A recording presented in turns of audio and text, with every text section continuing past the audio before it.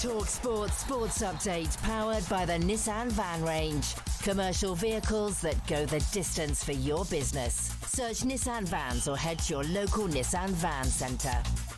With your headlines at 1 minute past 10, I'm Nick Ellaby. Good morning. We'll get Jim White's reaction in a minute, but this was the reaction at Hampden as Scotland made a World Cup for the first time in a generation. Subliminal! We know how to do the hard way. Superb! Absolutely incredible. I can't speak. We never do this. Oh, we've done it! I was 2 years old the last time Scotland won at a World Cup. I turned 30 last month, but this is absolutely unbelievable, man. So what did Steve Clarke say to his players before their 4-2 win over Denmark? He reminded them about missing out last time round. You have to remember how bad you feel and make sure that next time you get to that stage, and I knew they would get to that stage again because they're good. I said, next time you get to that stage, get over the line. Meanwhile, Craig Bellamy says Wales were perfect. They booked a home semi in the playoffs, beating North Macedonia 7-1. Elsewhere, Steve McLaren stepped down as Jamaica head coach. I will be forever grateful to have led the Reggae Boys. It really has been an honour.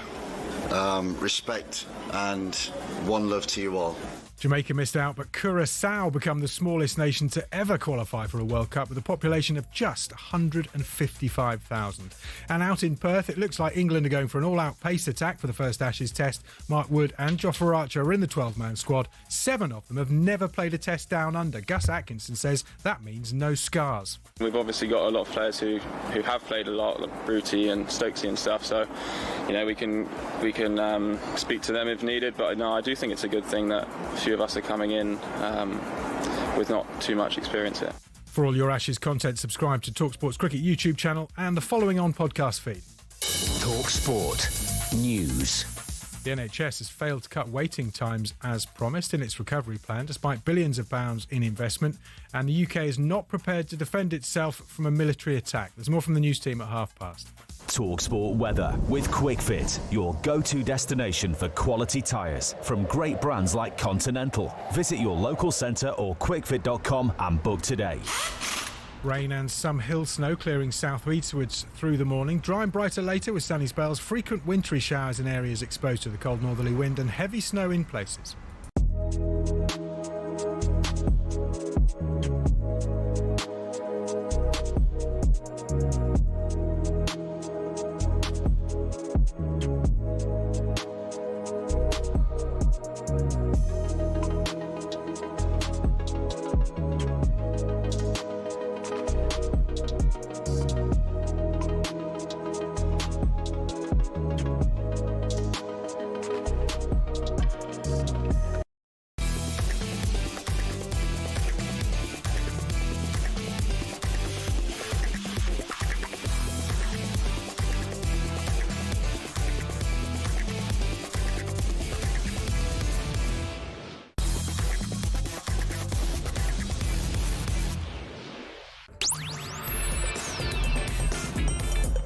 Good morning, everybody. You're listening to Jim White, Simon Jordan and Danny Murphy, and we are live on talkSPORT. So a remarkable night as Scotland reach their first World Cup since 1998.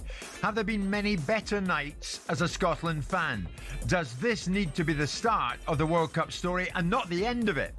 Meanwhile, 1 year into his first managerial role, where would it put Craig Bellamy's stock if he guides Wales to the World Cup? Also today, should Marco Silva stick or twist with Fulham? Could this Friday's Premier League vote be pulled before it hits the table? With history not on their side, can a case be made for England in the Ashes? And amidst claims and counter-claims, who will shaft who more? PSG or Mbappe? It's Jim White, Simon Jordan and Danny Murphy, and we are live on talkSPORT. 100% engagement. Jim White and Simon Jordan on talkSPORT.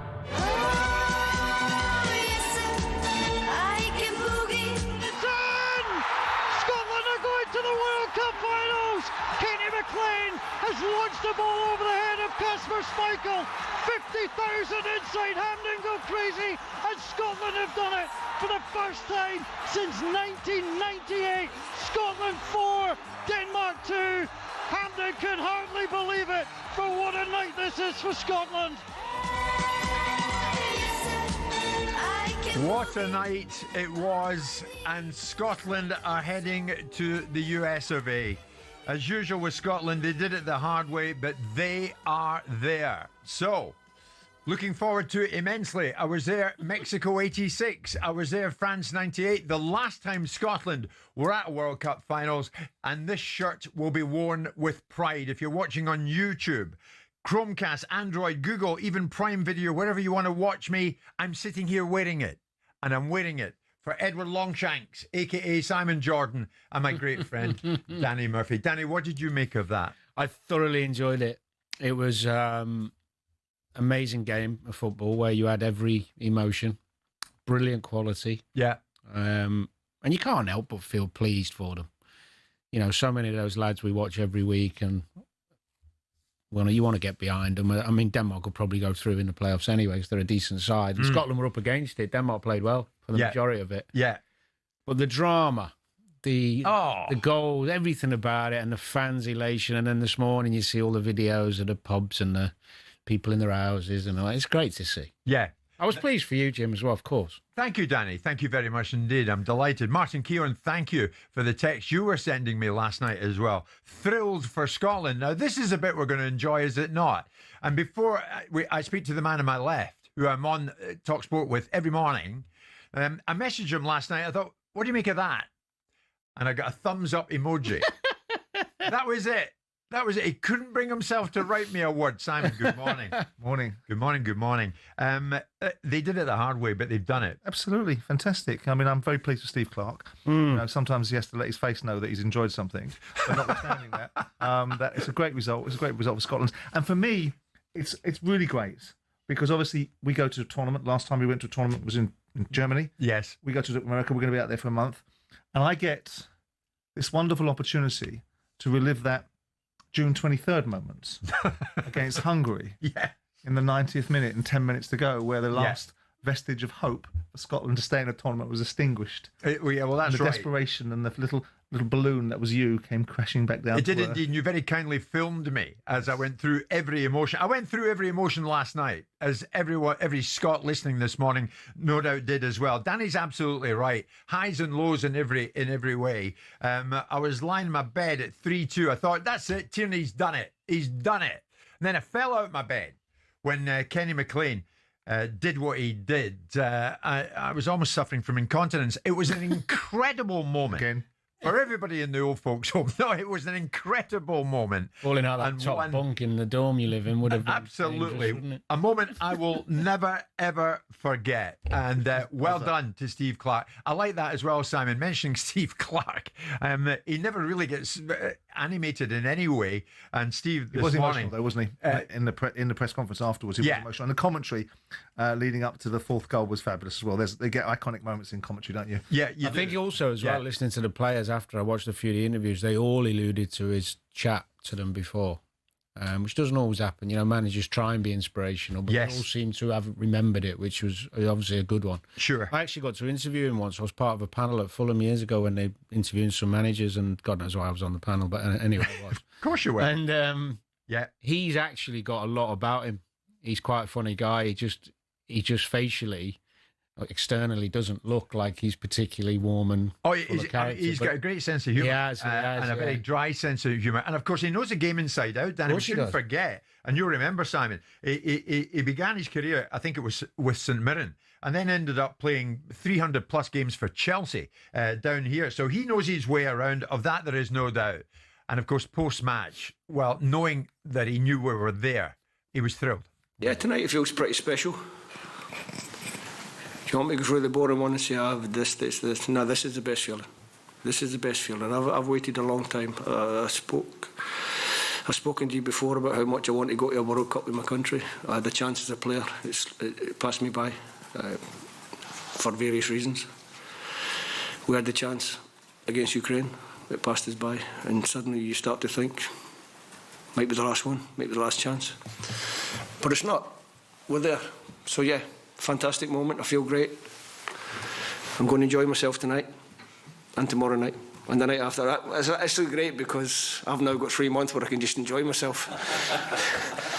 The lads have got to have a few beers tonight and then head back to their clubs, but I've got a little bit of time. So it's going to be good, and it's going to be a good Christmas in the Clarke household, I promise you. Isn't that good, Simon? He dealt with it beautifully, didn't he? Yeah, I mean, ultimately, he's achieved something. I think he catches some shrapnel times that I don't think is fair. I thought post the Euros in 21, there was a build-up campaign about Steve Clarke wasn't doing well enough in the opening games post the Euros, and then he pulled himself together. I think he's done well as a Scotland manager. I mean, obviously, we want you to turn up in this tournament and not get yourselves out of it in the first game. Yeah. But the spirit of the team, the players that are now playing around Europe, McTominay, who would have thought that McTominay would operate at this level, and he does operate at this level. How about that for a goal, repeatedly. Danny? So well done. Absolutely well done. Chapeau. Brilliant. I mean, the goals, Danny, what was the pick of them?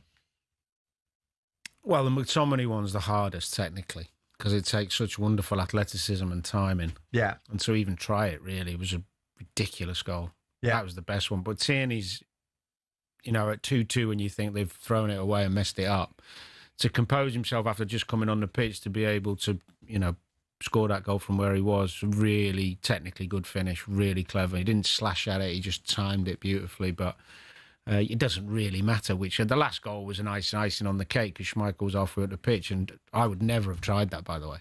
No. He should have been keeping the ball there. Yeah. Because that could have hit the post or anything and back into Schmeichel's hands, and then they're under the cushion. Yeah. These days, defender Scott McKenna plays his football, once of Nottingham Forest, plays his football for Dinamo Zagreb. Spoke to him just before he boarded a flight. You'll hear that in about 10 minutes from now. But for Andy Robertson, what a moment for him. And he spoke post-match, was extremely emotional. And Steve Clarke had rewarded Andy Robertson for his loyalty. 90 caps. I mean, he's a standout performer for Scotland. This was Andy. Today I've been in bits. I know that the age I'm at and everything, this could be my last chance at the World Cup. I couldn't get my mate Diogo Jota out of my head today. We spoke so much together about the World Cup. When he missed out in Qatar because of injury, I missed out. But Scotland never went, and we always discussed what it'd be like going to this World Cup. And I know he'll be somewhere smiling over me today. And I just couldn't get him out of my head the whole day. So I was in a bit of trouble in my room earlier. But watching you, what a cup son in the summer. I know, but like I said, I think I hit it well off the boys, and I'm just so glad it's ended up this way.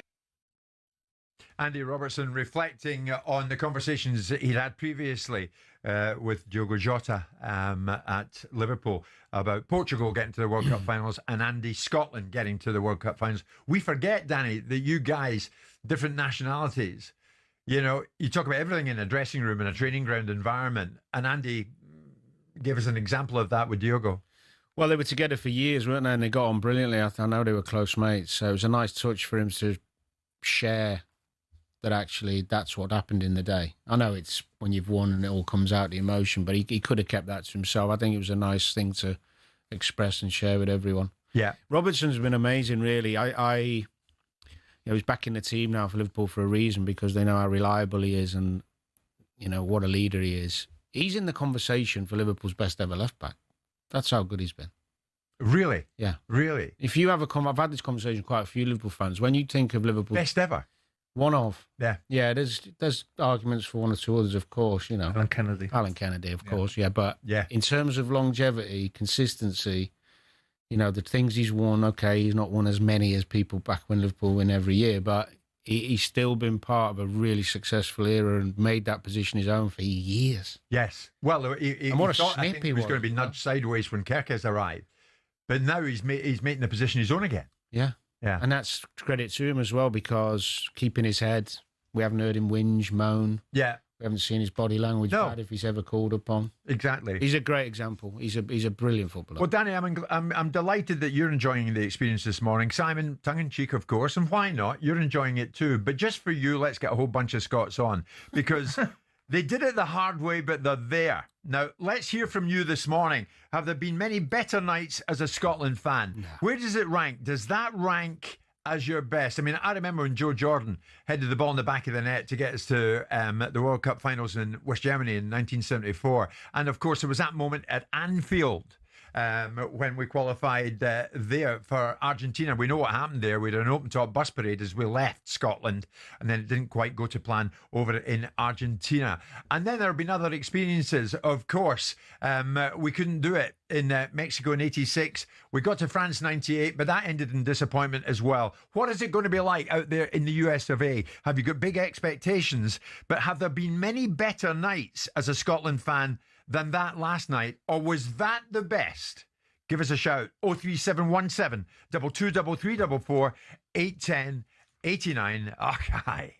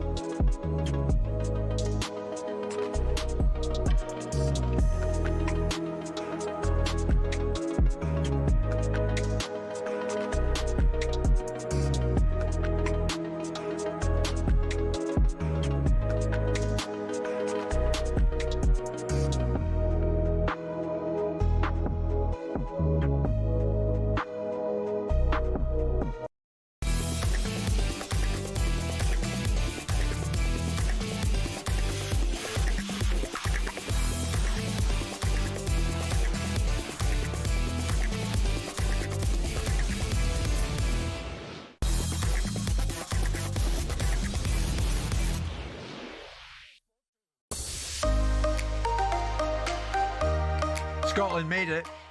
By God, they put us through it, but they made it. And it's Steve Clarke's Scotland out in the US of A next summer. Every single game of the World Cup will be live in talkSPORT and talkSPORT 2 next summer. That's 104 commentaries, as you'd expect.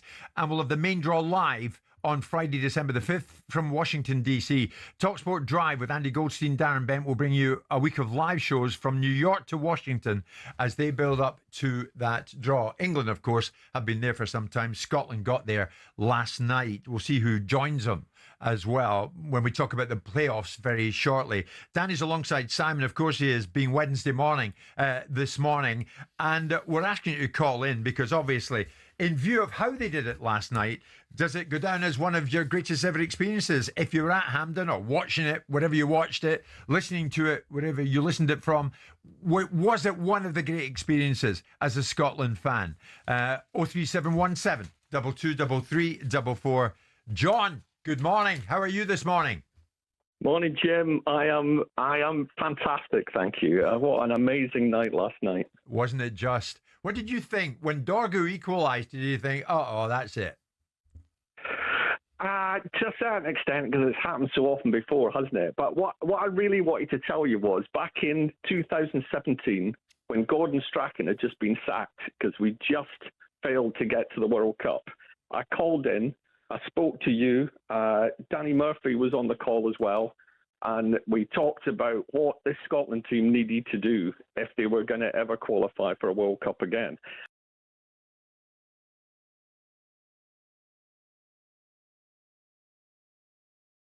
It was him that put me onto that, and my wife got a down payment on a new toilet suite because of that. So there we go. You made a toilet happen, Danny. Oh, John! So every time you sit in the toilet, you think of Danny. I mean, how good is that?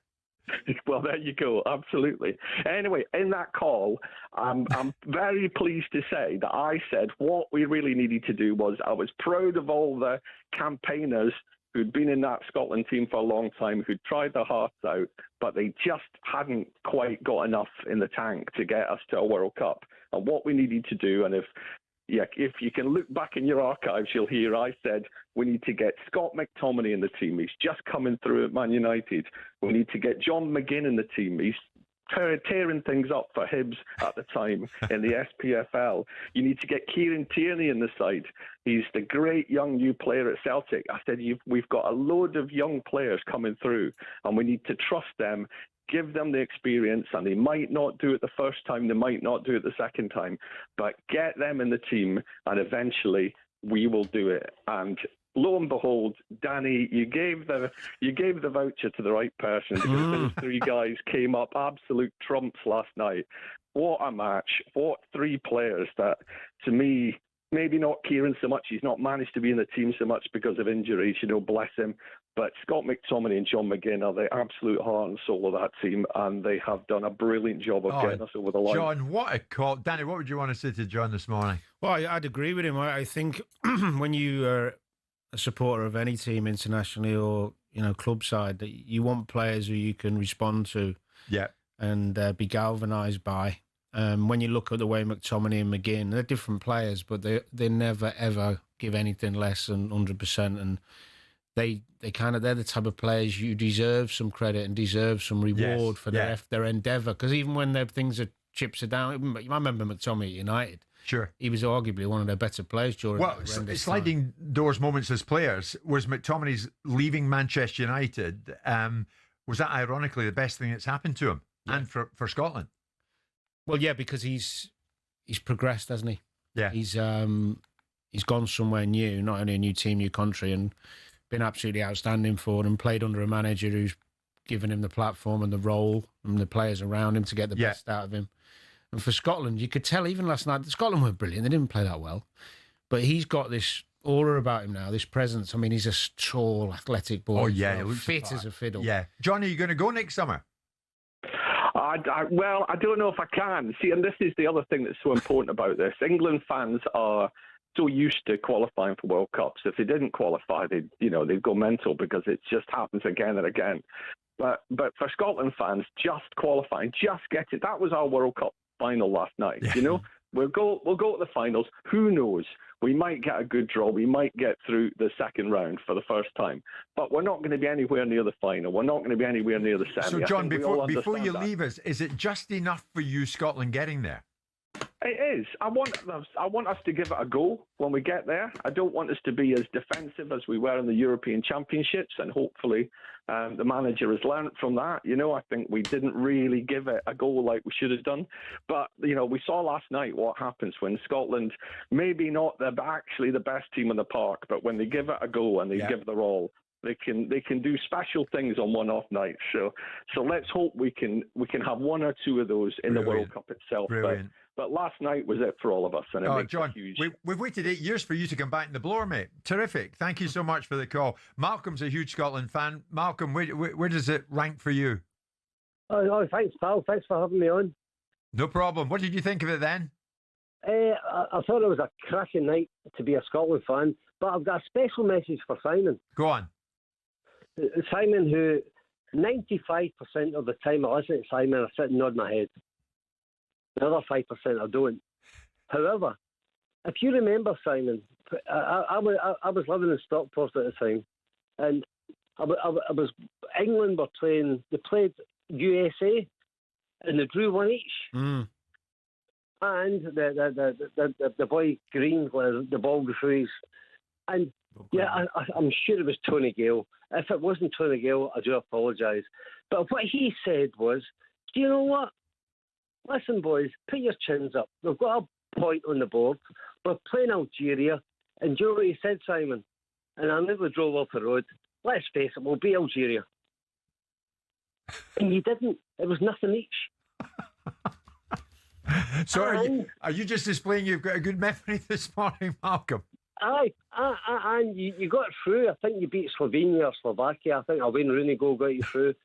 And the next World Cup, you were playing against, I think it was Uruguay, and you were playing against Italy. If we can keep Balotelli quiet, if we can keep Suarez quiet, and then rack up a few.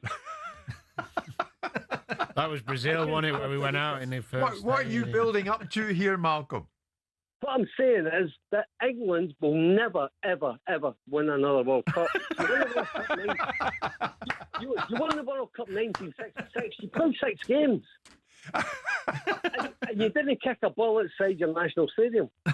Why did we start all that conversation with Robert Green and Algeria and God? Why did you just not get right to the point? England will not win the World Cup again. Simon, what would you like to say to Malcolm? A fascinating insight into the workings of someone's mind. I don't remember those conversations, but I'm sure you're right. But you may well be right that England may not win a World Cup, but I can tell you something that is categoric. Here it comes, Malcolm. Neither will the bloody Jocks. There you go. Ever. But we know it. Good. Malcolm, before you leave us, and by God, it's been memorable, will you make an effort to go out there next summer? No, no. I'm getting my kitchen done, and it's costing me 10 grand to put a new kitchen in, so I can't do it. Bloody fair weather fans. Top man. We've got John in the toilet and you in your kitchen. Listen, thank you so much, Malcolm. What a night. We'll take more calls after the break. You want to give us a call and remind Simon what he said many years ago. 03717 223344. And defender Scott McKenna is heading back to Zagreb in Croatia, where he plays his club football. But he spoke to us before he left. You'll hear from him as well. It's 10:30.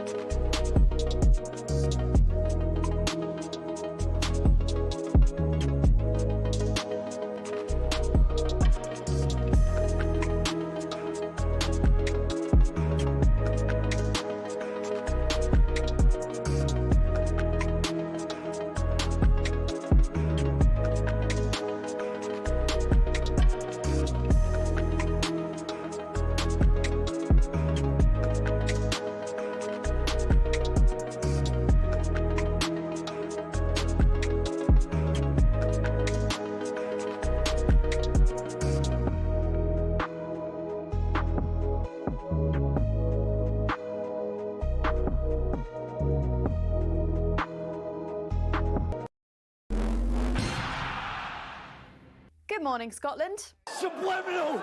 We know how to do the hard way. Superb. Absolutely incredible. I can't speak. We never do this. Oh, we've done it! I was 2 years old the last time Scotland won at a World Cup. I turned 30 last month, but this is absolutely unbelievable, man.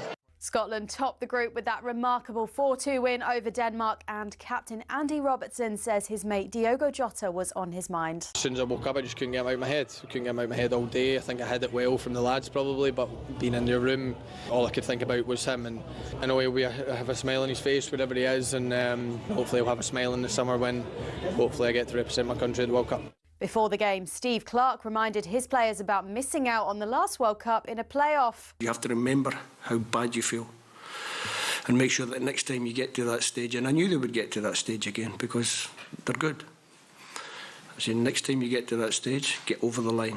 Elsewhere, Steve McLaren stepped down as Jamaica head coach after their draw with Curaçao ended the island's World Cup dream. I will be forever grateful to have led the Reggae Boys. It really has been an honour. Respect and one love to you all. Curaçao are now the smallest nation to qualify for a World Cup, and England have named their 12-man squad for the first Ashes test on Friday. Shoaib Bashir is in it. There's more on this at talkSPORT.com.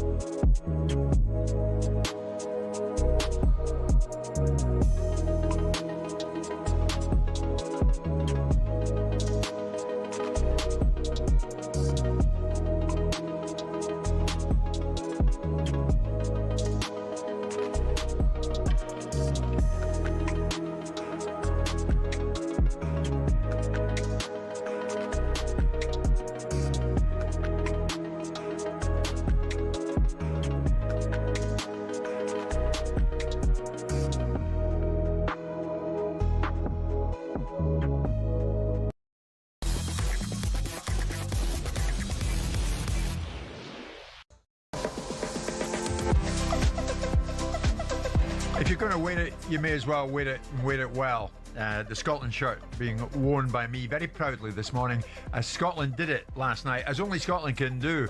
Highs and lows, they got there in the end, but by God they got there in magnificent style.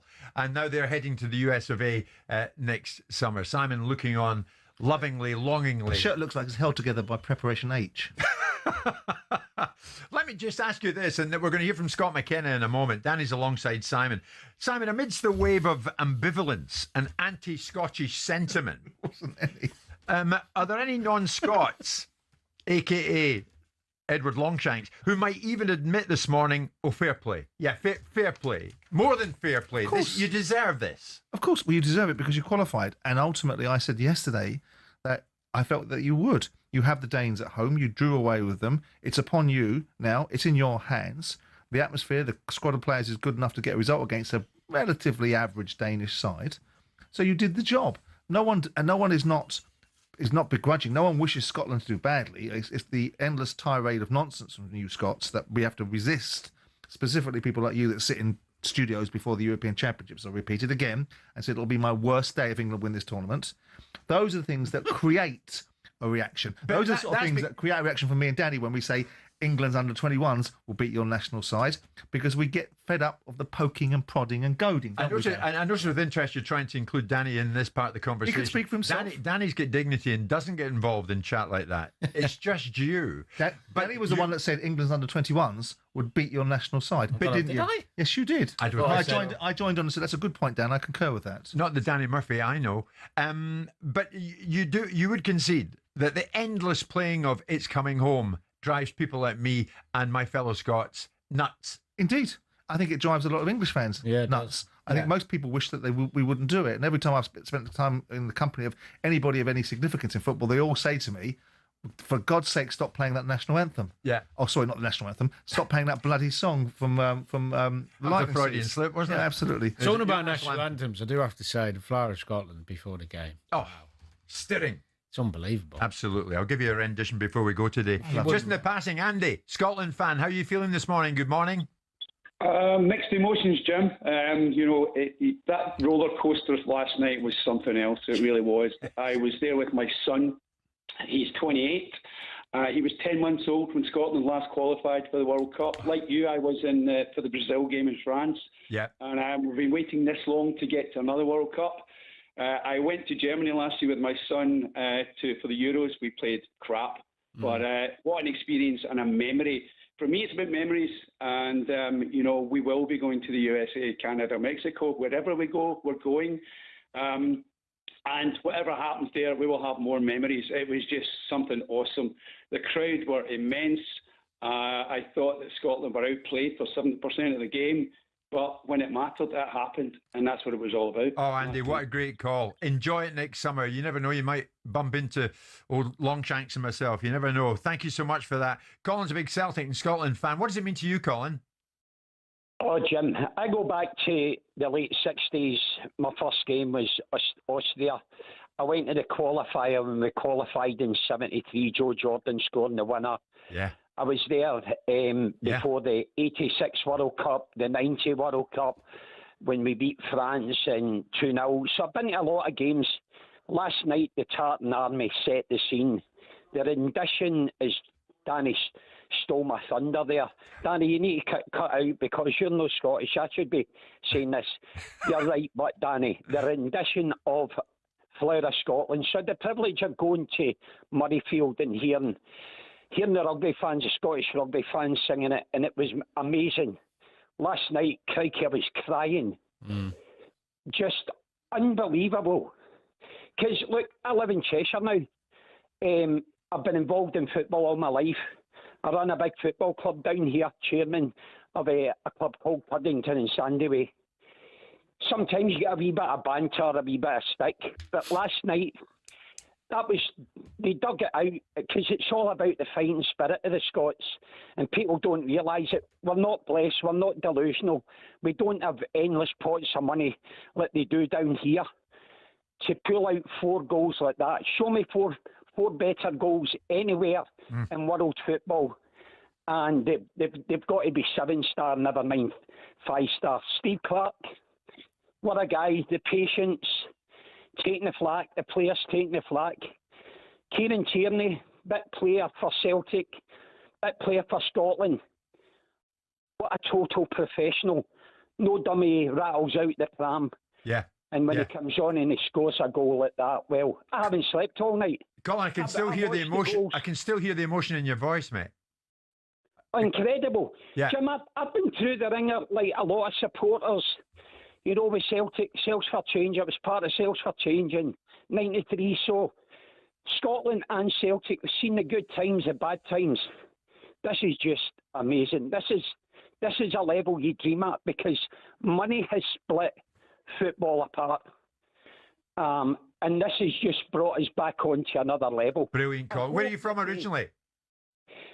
I grew up in Cathcart, so first 15 years was a great education, Jim. Yeah. Never missed many games at Hampden. You're the shadow of Hampden, yeah. Yeah, well, I lived in Homley Road, so I grew up. I was there the night Celtic beat Leeds. I was there the night Scotland beat Czechoslovakia. The amount of fans that invest in Scottish football, what I'd say as a chairman of a club, investment for Scotland going forward is so vital. These guys have to invest properly so that we give our kids the best of chance to emulate what was done last night. Colin, what a great call. I cannot thank you enough for joining us. Thanks for that. Very briefly, Chris, you're an Airdrie fan, Adrionians, the full name of the club. Before we hear from Scott McKenna, we're going to hear from Chris. Good morning, Chris. What does it mean to you? It means everything. I'm going to find it hard to follow Colin's call, right enough. That was superb. But Simon, how you doing? And Danny. Good morning. Thank you. I was at the game last night. It's the best game I've ever been to in my life. I'm a bit emotional as well, to be honest. That's what happens when you have a few pints and don't sleep a lot. But yeah, the game is absolutely superb. England, right? I'm a Scotland fan, right? And this is going to be controversial. I don't mind England winning the tournament. I actually wanted them to win when they played Italy in the final. My mates won't like me saying that, but that's true. I think England have got a genuinely world-class team. We don't have that, but the spirit that we've got, that we displayed last night, Steve Clark has been superb for us. We've probably got one world-class player, which is McTominay, and I'm sure he would get into the England team. But I couldn't believe it. Like, Kieran Tierney's the one. He deserves it so much. Yes, I agree. He's a brilliant player. Yeah. He would have been world class if he hadn't get injured all the time. He's superb. But his goal and the relief in the ground, honestly, there was people lying in the ground, there was people crying. It was just unbelievable. So Chris, before you leave us, you're thrilled that we're going to the US of A, but you'd be quite happy for England to win it. You didn't say that. No, or am I pushing you too much? No, I don't want them to win it. No, but when they got to the final, I wanted them to win it. Yeah, against Italy at Wembley. I don't want them to win a World Cup. No, I'll be happy if Spain or somebody wins it. But I'm just glad we're there, and I'm going to Canada to stay with my relatives. So it'd be amazing to draw Canada, but I don't care who we draw. To be honest with you, I can't wait to go. Brilliant, Chris. A great call. I can't resist it. We're going to squeeze one more in before we hit the break. Stevie is a Tottenham fan, and you enjoying this, Simon? Tottenham and Scotland fan, no doubt. Am I right, Stevie? Good morning. Jim, I've been waiting all night to get through to him. Simon, honestly, mate, not me, no. You've got the lightning stage. Me and Jim know we're on the march with Clarkie's Carlton Army. Go on, Stevie boy. Right You jocks only got there because there's 16 more teams in the World Cup. Sorry, Stevie's talking. Carry on, Stevie. Yes, Mr. Jordan. You got all day to talk. I only got a few minutes. So just listen. Okay? So we sit and say, we're there, we've got every right to be there. We top the group as to coming out of pot 3, Jim. So they two guys have got no idea what it's like to be a Scotland fan. I was off the couch, I was on the coffee table, I was round the coffee table, I was at the coffee table. Honestly, it was amazing. And Steve Clark, if Gareth Southgate gets a knighthood, give Steve Clark one, give Scott McTominay, Tony McLean, Kieran Tierney and Lawrence Shanklin. Shanklin was amazing last night. And we're going to America, and Trump does not know what he's like to sell in when we go there. I love it. How's the coffee table this morning? Did it survive the evening? Well, after my missus shouting and bawling at me, got half it, Jim. Definitely, you know what I mean? So, but I'm talking to my boy if we can get a flight there and get an RV and go on a road trip. You know what I mean? So, obviously the draw's in December, guys. I hope it's kind to us. I don't care who we get. I seriously don't care who we get. Stevie, just before you leave us, you've just given us the perfect example of someone who really knows what it means to a Scot to be part of something like this. Tell Simon and Danny before you leave us. England expected to get there, of course. England expect to do well. They always do, and they expect to do well out there. We want to get there and come whatever may be. We try our very best. Now we've done it. What does it really mean to a Scottish fan? It's amazing, Jim, because they're all talking about Elliot Anderson and the England team, and the boy's Scottish. You know what I mean? He get picked obviously for the Scotland squad, if you remember, and then he get injured and went back down the road. Yeah. So if they need our players to make them better, Jim, that's fair enough, mate. You know what I mean? So I mean, they can have some of the guys, but when you look at the boys, their heart, passion, commitment, fight, blood and guts, hard work, they've got no idea what it takes to put that in a... Obviously, I coach football, mate. That's what you're looking for. Give me a team of battlers all day, and we'll see how we go. But Mr. Jordan, if you're there in America, mate, you're going to be a wanted man. Trump's going to love you. Trump's going to love you, Simon, because he'll take all the flack off him, and they'll all be looking for you, mate. Listen, I'm pleased for it. The fact they expanded the tournament to 48 teams gives you jocks an opportunity to be at the first place, and you beat a side that's got the same population as your country because you're perennial underachievers. Well done. Simon, we won the group. Fantastic. fantastic. I'm pleased for you. We won the group. I'm pleased for you. So we've got the right to be there. The You same have. shoes. You have. Listen, book that RV on a week-by-week basis, though. Don't book it for a month or anything, now, will you? David A, Simon. David A. Stevie, great. Where are you phoning from, mate? Well, I'm in Glasgow, mate. I mean, I'm just at work, you know what I mean? So I've actually got a replica of the World Cup in the back of my car. So I have that, so that'll be sitting proudly in my window, Mr. Jordan. Ain't it this wee Jew? Good lad, enjoy it. But it's my beautiful one. A replica. I wouldn't be at all surprised if it was the real thing. Stevie, thank you so much. Scotland have made it. More after this.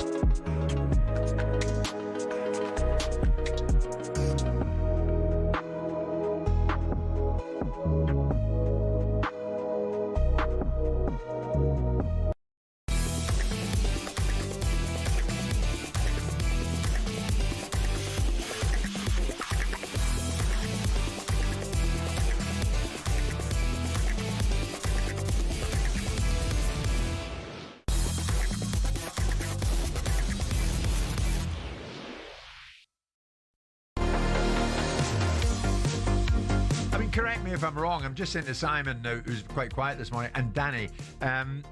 I think a lot of England fans get caught up in that last night, Danny. I cannot help, but I'm not talking about you, Simon. cannot help but get behind the Scots during the game and are genuinely... What evidence do you have for that statement? I No wasn't evidence. addressing you. I'm looking at Danny. Yeah, no, I think if you love football, I'm a bit like Simon. It wouldn't have bothered me either way. But when I was watching it, it was like the drama of it, and then you end up with them. You end up going, go on then. Yeah. You know, let's have a winner. Let me see the stadium. We rock. And then you get this next morning. You think, I've never felt that I way. didn't think of that. I liked what Stevie said, though. You are indeed a marked man out there next summer. Yeah. You've taken the heat right off Trump. Yeah, okay. There'll be no Scotland fans in a 5-star penthouse. It's anywhere near it. It's amazing the division it causes or brings about in here, because we've got producer Luke, and assistant producer Joe. Now, assistant producer Joe is a big England fan, but producer Luke, who, I don't know, can I say it? Well, I will. In Germany, he was wearing a Scotland shirt, even though he's come from Colchester. And he messages me this morning, mad game. I genuinely find myself getting more invested about Scotland than I ever do watching England.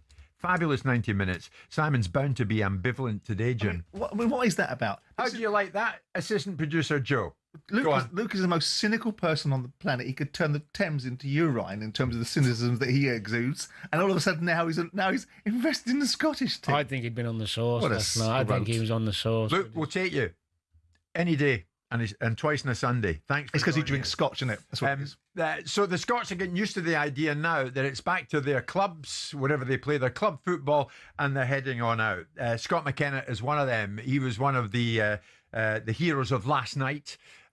More recently, he's been at Nottingham Forest. Thereafter, Las Palmas. He now plays for Dinamo Zagreb. He was about to step in a plane just before we came on air. Before he did, he told me about last night's experience. Scott McKenna. No, I think it was an absolute roller coaster. Obviously, we started the game very positively. Big Scotty scores one of the best goals I've seen in person, and then Denmark come into the game and control it pretty much all the first half. And when they get the equaliser, you're thinking, right, we're up against it. We take the lead, they go down to 10 men, and they equalise again, and we think we're in a bit of trouble. But to score in the 93rd minute and the 96th minute to get the country to a World Cup, it's just an unbelievable feeling. What was it like when you went 3-2 up and you're thinking we're almost there? I mean, was it all about controlling your emotions? Yeah, definitely. The rest said at that point there was still 5 minutes stoppage time, so I thought there's still time for us to do the Scotland thing and throw it away again. But thankfully, with the dying minutes, Kenny managed to score that goal from his own half, and the final whistle went, and I think it was just relief for everyone, and the party started. No doubt, Scott, you were behind Kenny McLean when he did what he did. Can you believe he did what he did? No, I generally thought he just kicked it away to try and waste time. I didn't actually realise he was shooting it first, and obviously when I seen the flight of it, I thought this has got a chance. Then when it hit the back of the net, it was just pure relief, and we knew the game was over at that point. I'm going to put you in the spot, Scott. What was the best goal of the night? Scott McTominay. Just the sheer athleticism, the skill to do it in such an important match. Absolutely incredible. What did it do for the team then at that stage, because it was so early? Yeah, we spoke about we needed a fast start against Greece in the previous game. We were slow to start and we started very fast. Won the ball, had the pitch a couple of times, but when you take the lead that early, it got the crowd on side, and it was exactly what we needed. The crowd in Hampden from the national anthem, then leading into them early minutes were absolutely fantastic. So to get them on side and they continued with us the full 96 minutes was unbelievable. How were the after-match celebrations? No, very good, as you can imagine. I'm sure there's some people that haven't been home yet, and deservedly so. It's been such a long time since we managed to qualify for a World Cup, and obviously topping our group as well. It was been an absolutely fantastic campaign. Scott McKenna speaking to me just before we came on air. Danny, I mean, for the Scotland players at one stage last night, it was heart and mouth time, wasn't it? Because they were up against it. The thing is, it's more difficult for the fans than the players, because when you're involved in a game like that, it's going one end to the other and goals are going in, and you're kind of just taken away with it. You don't have a chance to be nervous or overthink. You're just in it. But just his defensive partner, Grant Henley, used to play with him at Blackburn. He got called into the 11, didn't he, in the warm-up because Suter got injured. To put in a performance like that when he'd prepared all day to be on the bench and then just grasp that opportunity and play so well, and McKenna as well to a degree, because they had to do some defending. Yeah. I think he deserves a mention, because obviously all the goal scorers are going to get all the glory, but for Grant to come in, what was it, 10, 15 minutes before kick-off, right, you're playing in the biggest game arguably of his life, and perform like that, credit to him. Absolutely. We're getting a whole bunch of messages coming in with England fans. There's DC. Jim, I'm with Simon. You bang on about how England always say it's coming home. You're celebrating like Scotland has won the World Cup. All you did was qualify. Thank you for that, DC. Matt and Hove, as an Englishman, I thoroughly enjoyed that game, Jim. I had a pint of iron brew and whiskey. Oh, right. Cheered on by the Scottish lads I was with. Absolutely thrilled for them. More entertaining watching Scotland than watching this England side. It's different. I mean, I'll say that. You watch England and you're watching a side that is clicking in so many different ways. Well, the main difference, of course, is the opposition and how they set up. Yeah. Most teams play Scotland and have a go at them. So it's generally a better game. If most teams who play England are average sides who put everyone behind the ball, it's never good to watch. Thanks, guys, for what you did. Steve Clark and the boys. Sir Rod, you get the last word as we go into the 11 o'clock break. Sir Rod Stewart tells me, my wee bit of Scottish blood is pumping proud this morning. Hope me dad was looking down. Hope so too, Sir Rod, and we'll see you in the US of A. It's 11 o'clock.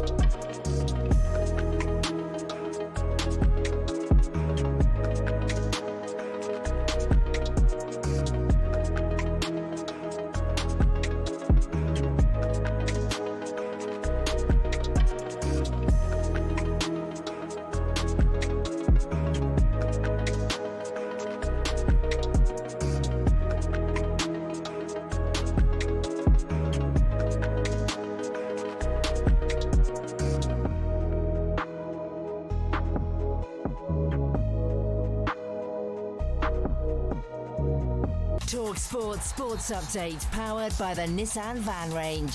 Supporting van owners to get the job done. Search Nissan Vans or head to your local Nissan Van Centre. With your headlines, just coming up to 2 minutes past 11, I'm Nick Ellaby. Good morning. Scotland fans, there's a message for you from Steve Clark ahead of next summer's World Cup. Get your visas, get your tickets. And the good thing is you've got 6 months to prepare. You don't have to wait till March via the playoffs. We can have a couple of friendly games in March and look forward to the tournament. Now, Scott McKenna's told White and Jordan McTominay's overhead kick was the best goal in the 4-2 win over Denmark, and he was right behind Kenny McLean's strike from the halfway line. No, I generally thought he just kicked it away to try and waste time. I didn't actually realise he was shooting it first, and obviously when I seen the flight of it, I thought this has got a chance. Then when it hit the back of the net, it was just pure relief, and we knew the game was over at that point. Meanwhile, Danny Murphy says Scotland captain Andy Robertson could be Liverpool's best ever left-back. In terms of longevity, consistency, you know, the things he's won, okay, he's not won as many as people back when Liverpool win every year, but he's still been part of a really successful era and made that position his own for years. As Wales made the playoffs, Harry Wilson says the Cardiff Stadium will intimidate whoever they get. Steve McLaren stepped down as Jamaica head coach. That's after they failed to reach the World Cup. And ahead of the first Ashes test, the Perth groundsman says this month's Metallica gig at the Optus Stadium has not stopped him producing a decent pitch. Every year we say, the cracking's going to be there, it's going to be there. That's not going to change. The cracks will be present later in the game. What I've really knuckled down this preparation is ensuring that pace and bounce is spot on for day one to ensure that even battle. England have gone with pace in their 12-man squad. Mark Wood and Jofra Archer are set to start a test together for the first time in 5 years. There's more on talkSPORT's cricket YouTube channel. talkSPORT News. The Defence Secretary's revealed a Russian spy ship is on the edge of UK waters, and the man charged over a mass stabbing on a train in Cambridgeshire is facing 7 more charges. More from the news team at past. talkSPORT weather with QuickFit. Today it's raining tyres in our centres, including top-notch brands like Pirelli. Visit your local centre or quickfit.com and book today. Rain and some snow clearing southeastwards. Dry and brighter later with sunny spells. Wintry showers in areas exposed to that cold northerly wind. Heavy snow in places.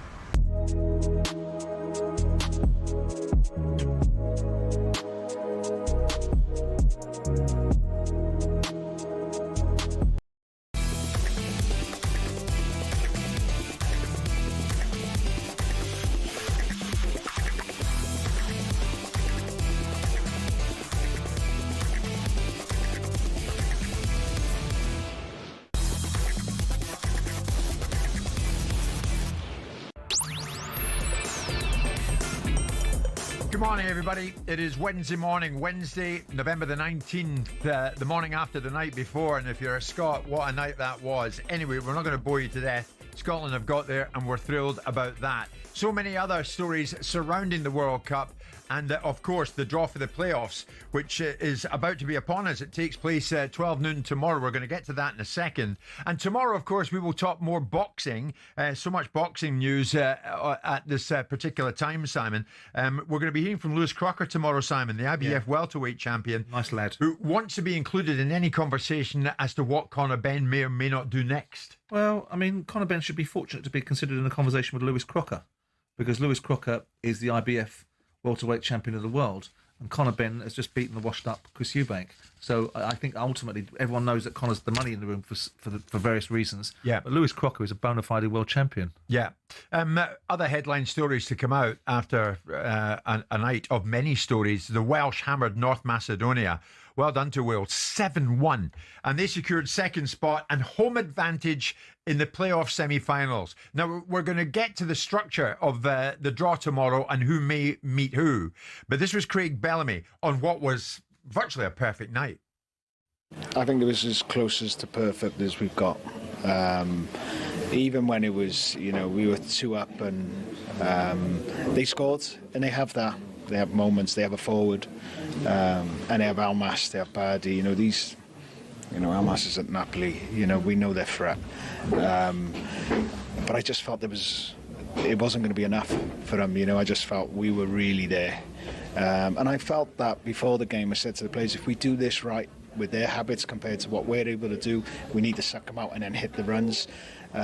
We really enjoyed tonight. And honestly, I don't know about them. I'm sure they did, but I really enjoyed it. I thought it was outstanding from us. Well done to the Welsh. Well done, Craig Bellamy. Simon, Danny, I mean, it is one thing we shouldn't forget. This is Craig Bellamy's first managerial role. I don't know what Danny thinks. I think he probably thinks the same. I think he's done brilliantly well from the moment he walked in the door. I think over the years, Craig has, like all of us, changed and matured and looked at the world differently, and the firebrand of a player has matured into a slightly more thoughtful and motivated individual. I think he's brought some real passion and pride to the Welsh in terms of his expectations of games, demanded that they don't go into it with a second-class citizen mentality.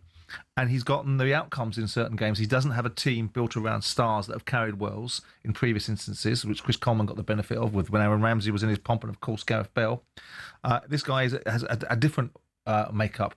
But, you know, I've known Craig for years. I've had various conversations with him. I've done various shows with him. I've always liked him. You know, I remember being confronted by him in the Sanderson Hotel because I'd said something about him. If he was a player for me, I'd strangle him with his own tongue. And he came up to me and said to me, I actually, you know what, I thought I was going to be confronted by him, and he was much more thoughtful than I thought he was going to be. I did a couple of shows with him on Sky, and I really liked him.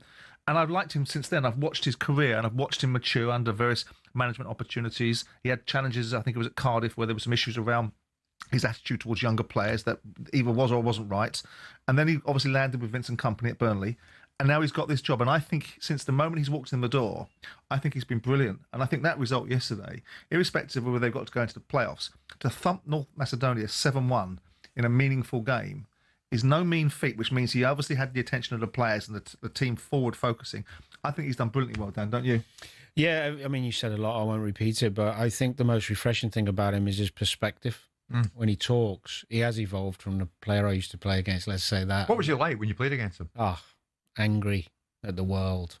A winner, but just, it was too much. It was too intense, to his detriment at times. Some people say he can play better like that, and he was a good player, but I've worked with him as well and talked to him many times. He's evolved into a very articulate man who is, when I go say about his perspective, I mean his perspective on football. You know, he keeps alluding to the fact it's just football. You know, he's not obsessed by it to a point where it's going to take over his world and consume him negatively. He does it the other way. And his team are reflective of his mindset. You know, there are more important things than football. So what we're going to do is we're going to play free. And when you watch, they had, you mentioned earlier, you were right, the friendlies were a bit poor from them. But the majority of their qualifying games, they go and try and win whoever they're playing against. Yeah. They commit men forward. They play with Belgium, didn't they? Twice. Yeah, they play with energy. They play with risk, and it's like, yes, something good to watch. And if they fail, they're going to fail giving it a right good go. And the home advantage in the semi will be very beneficial because you look at the pots. I know we're going to go through them, but quite favourable. I think they can beat whoever they get in that. And then, of course, in the final of the playoffs, it's more difficult. But let's hope they do it. He has spent a lot of time making sure there's no inferiority complex baked into the Welsh mentality. We're not here to make up the numbers. He's also received, I think, the added benefit of the Welsh football team doing better at this moment in time than the Welsh rugby is. So it's given a sort of switch away from the national sport, which often has been rugby, into the domestic, into the international football, because he has brought power and passion and pride back into that side because of the very things that Danny alluded to, which is we're coming here to have a go at you, whoever you are. Yeah. And in order for you to win this game, you're going to have to beat us. We're not going to hand it to you. That's actually a great point. I mean, did you think of that earlier today, or was that off the cuff? What? The comparison with the rugby and the... I made it up as I was going along. Bloody good, honestly. You were thinking on your feet. I wonder what we will think when the playoff draw is made tomorrow. So 12 noon tomorrow. Now we'll take you through it come the time on the show. As you know, Wales, Republic of Ireland, Northern Ireland are all in it. 16 nations participate in the playoffs. It consists of 12 runners-up from the group stages, plus 4 teams that have qualified via the 24-25 UEFA Nations League. The upshot is 4 places are up for grabs at next summer's World Cup finals via those playoffs. So 4 out of this lot will get to the USA next summer. Confirmed in the playoffs as group runners-up, Albania, Bosnia, Chechnya, Denmark, Italy, Kosovo, Poland, Republic of Ireland, Slovakia, Turkey, Ukraine and Wales. Now, confirmed in playoffs via the Nations League, we have Romania, Sweden, North Macedonia and Northern Ireland. That's how Northern Ireland have got in.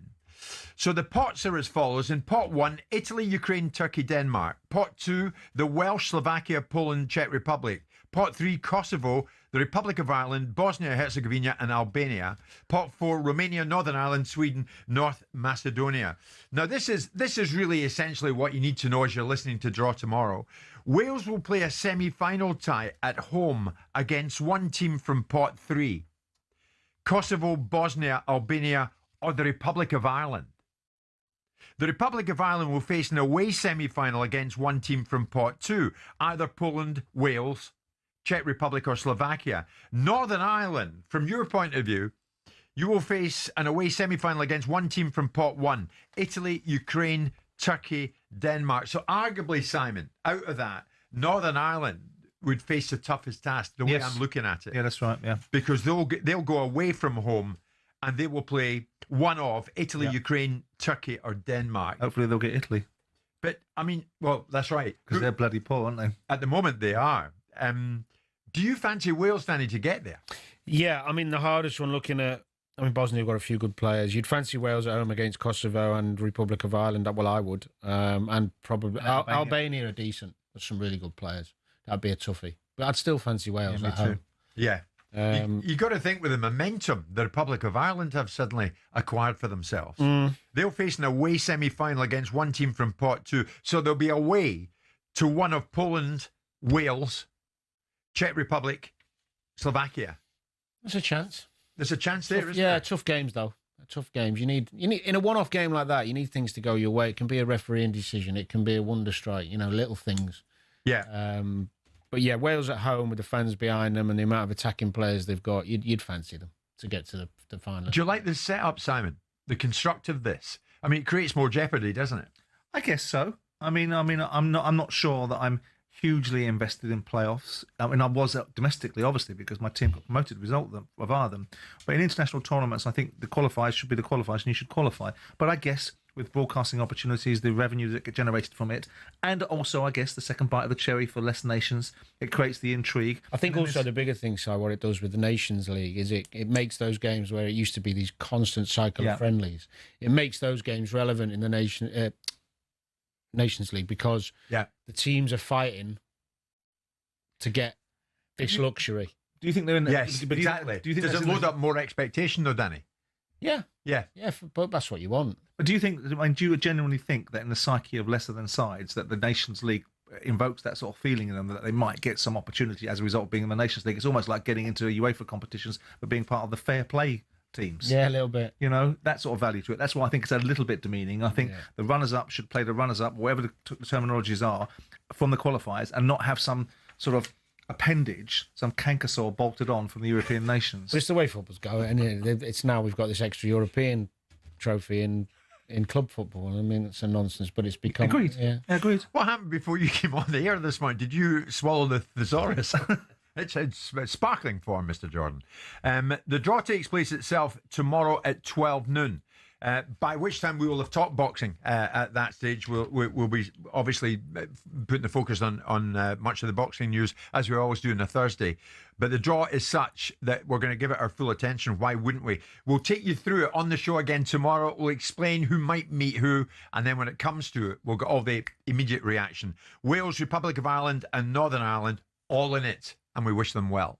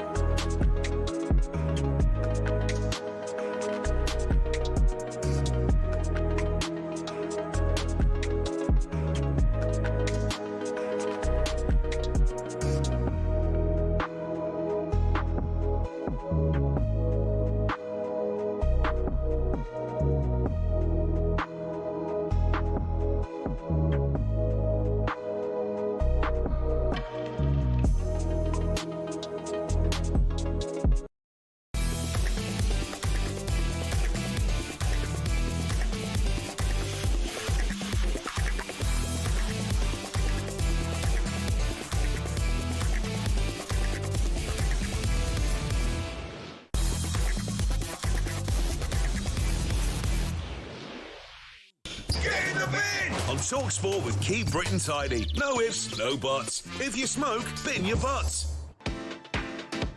Time now for our feature with Keep Britain Tidy. What we do here is we discuss a couple of issues.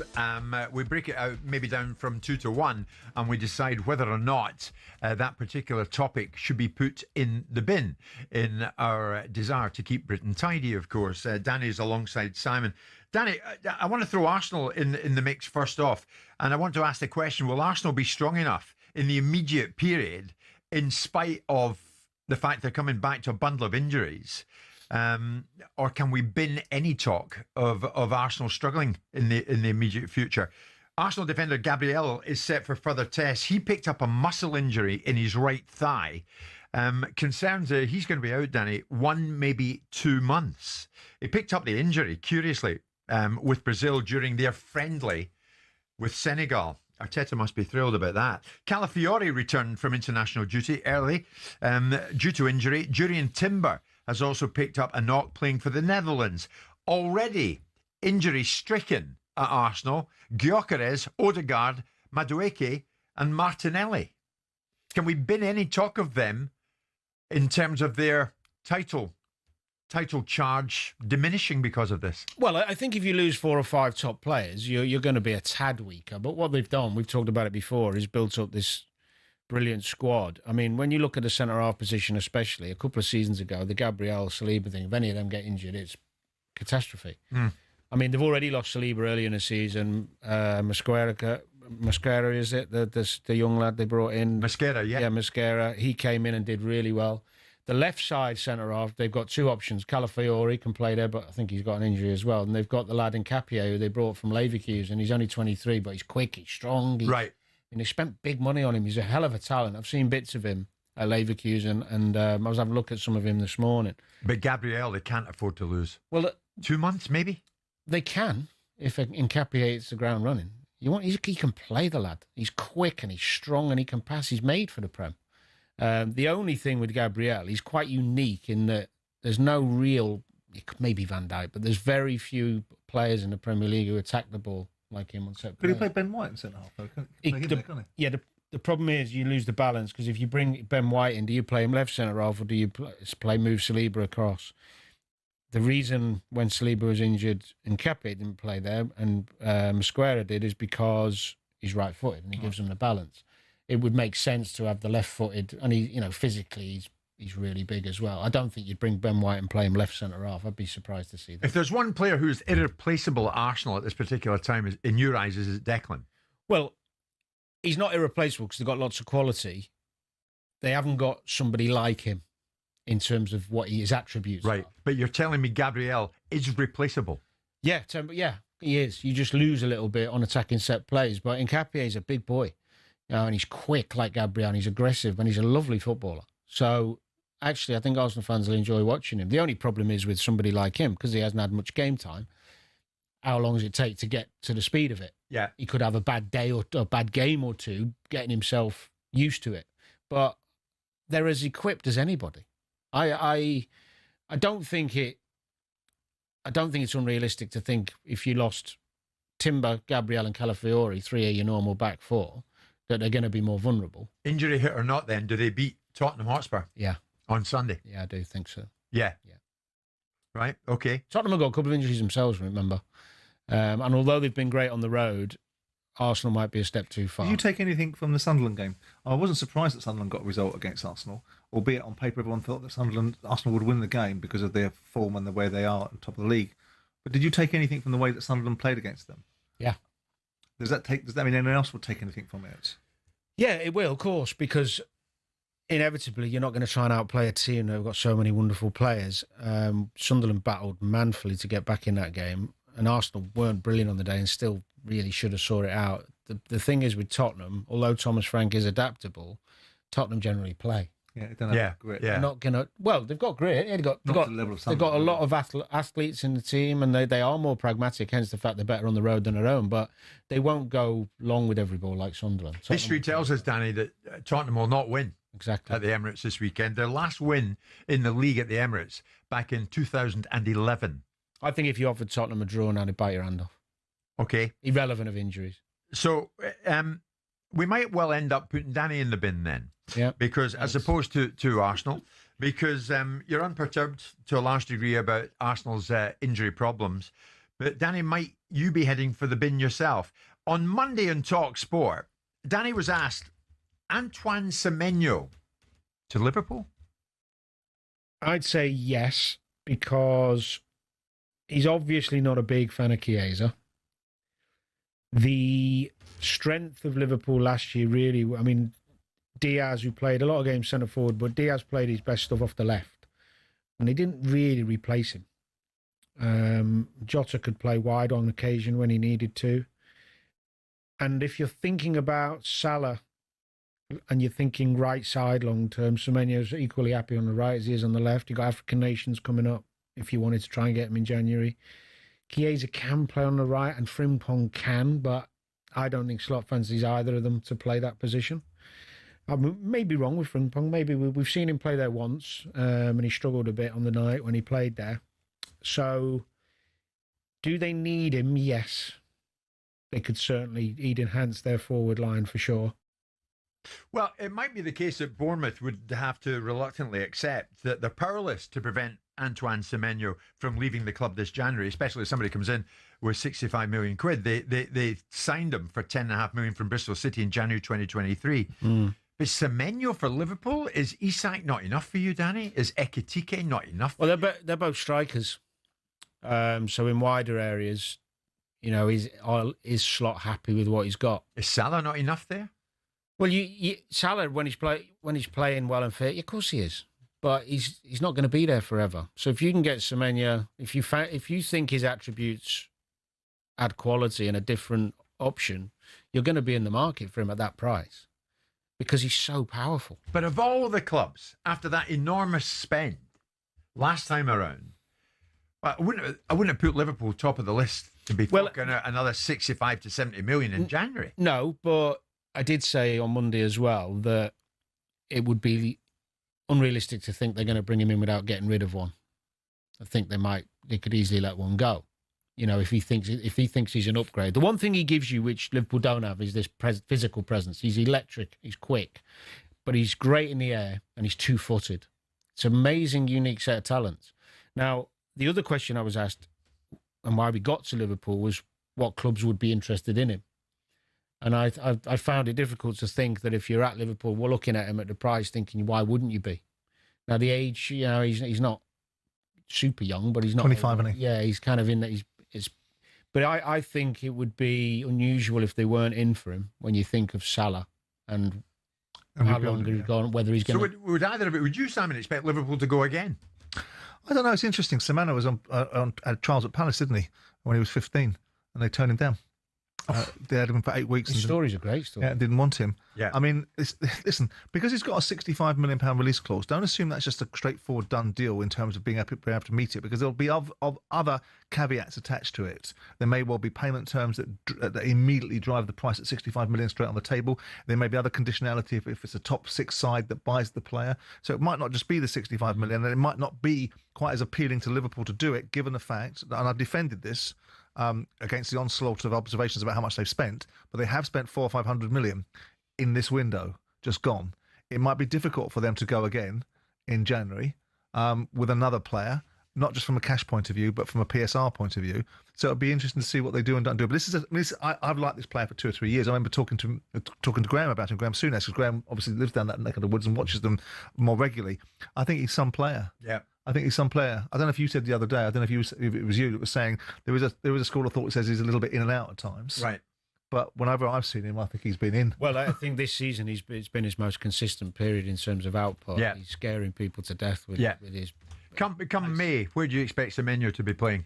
Do you know what, Jim? I don't know, because he's going to have so many options. And the problem is with players, I don't really know but I think he grew up a Chelsea fan. Yeah. I'm not suggesting Chelsea need him, but they haven't got enough wingers, have they? Exactly, but location can be a big factor for players. Yeah, you know, if Man U come in for him compared to Liverpool, does he think he's going to get more game time there? Or play the way? In fact, United's system doesn't really suit him because they don't play wingers. Yeah, so there's loads of different things. I said on Monday that the conversation most players are most swayed by is the one with the manager, how they sell it to you, how they sell the club to you. So let's say 4 clubs are in for him, and he goes and meets with all those 4 coaches. One of them will make him feel it's right. Yeah. One of them will. Well, saying that, I mean, Virgil van Dijk didn't need anyone to tell him to join Liverpool, did he? I mean, he already told everybody that he wanted to join Liverpool because it was a club that he admired. That was after he'd met the managers. Was it? Yes. Oh, I thought it was because he wanted to join Liverpool come what may. He may. In your experience, Klopp sold him Liverpool. Were you ever sold a pup by a manager? Yeah. What pup? Martin Yolfight fed me a load of crap and then got me to Tottenham and decided not to play me. But anyway, okay, I'm not bitter. But in the interest of this feature of keeping Britain tidy, and I'm being advised from the other side of the glass, I have to say, Danny, putting Semenyo in the same conversation at this stage as Liverpool suggests to us that Danny's being a little bit greedy. So I'm afraid Danny's heading for the bin, and we have to do that because we have to keep Britain tidy. It's 11:30. Get in the bin! On talkSPORT with Keep Britain Tidy. No ifs, no buts. If you smoke, bin your butts.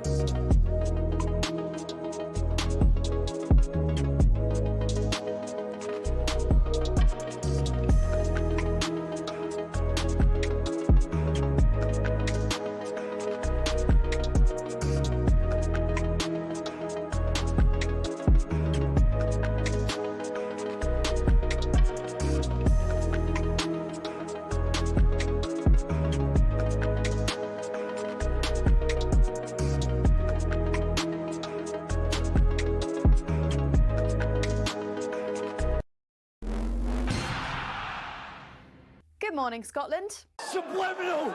We know how to do the hard way. Superb! Absolutely incredible. I can't speak. We never do this.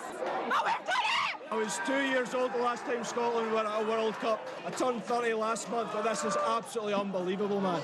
Scotland topped the group with that remarkable 4-2 win over Denmark, and captain Andy Robertson says his mate Diogo Jota was on his mind. As soon as I woke up, I just couldn't get him out of my head. I couldn't get him out of my head all day. I think I hid it well from the lads probably, but being in their room, all I could think about was him, and I know he'll have a smile on his face wherever he is, and hopefully he'll have a smile in the summer when hopefully I get to represent my country at the World Cup.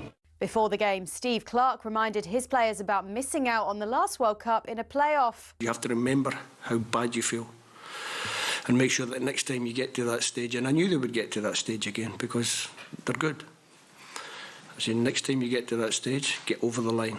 Elsewhere, Steve McLaren stepped down as Jamaica head coach after their draw with Curaçao ended the island's World Cup dream. I will be forever grateful to have led the Reggae Boys. It really has been an honour. Respect and one love to you all. Curaçao are now the smallest nation to qualify for a World Cup, and England have named their 12-man squad for the first Ashes test on Friday. Shoaib Bashir is in it. There's more on this at talkSPORT.com.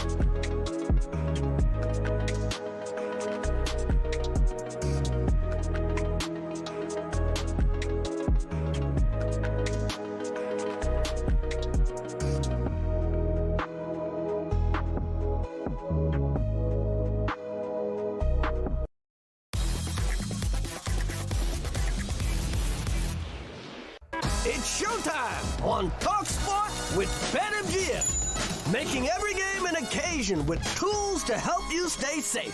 Visit betmgm.co.uk or download the app. 18 plus gambleaware.org. With that introduction, we'd usually speak to the lads at BetMGM at this time, but given that it is Safer Gambling Week in the UK this week, they've asked us here at talkSPORT to reiterate the importance of responsible gambling, so we're going to do just that. BetMGM are committed to providing an online gambling experience which is safe and enjoyable for all their players, and they understand the majority of online gamblers do so for fun. Know their limits and gamble responsibly. BetMGM's safer gambling tools, such as session limits, allows customers to control their gambling and keep it in control. So if you would like more information on safer gambling, please visit betmgm.co.uk/safergambling or the Safer Gambling Week website at safergamblinguk.org. You can also call the UK's National Gambling Helpline on 0808 8020 133. So all thanks to BetMGM. 18 plus. BeGambleAware.org. It's showtime on talkSPORT with BetMGM. Making every game an occasion with tools to help you stay safe. Visit betmgm.co.uk or download the app. 18 plus gambleaware.org.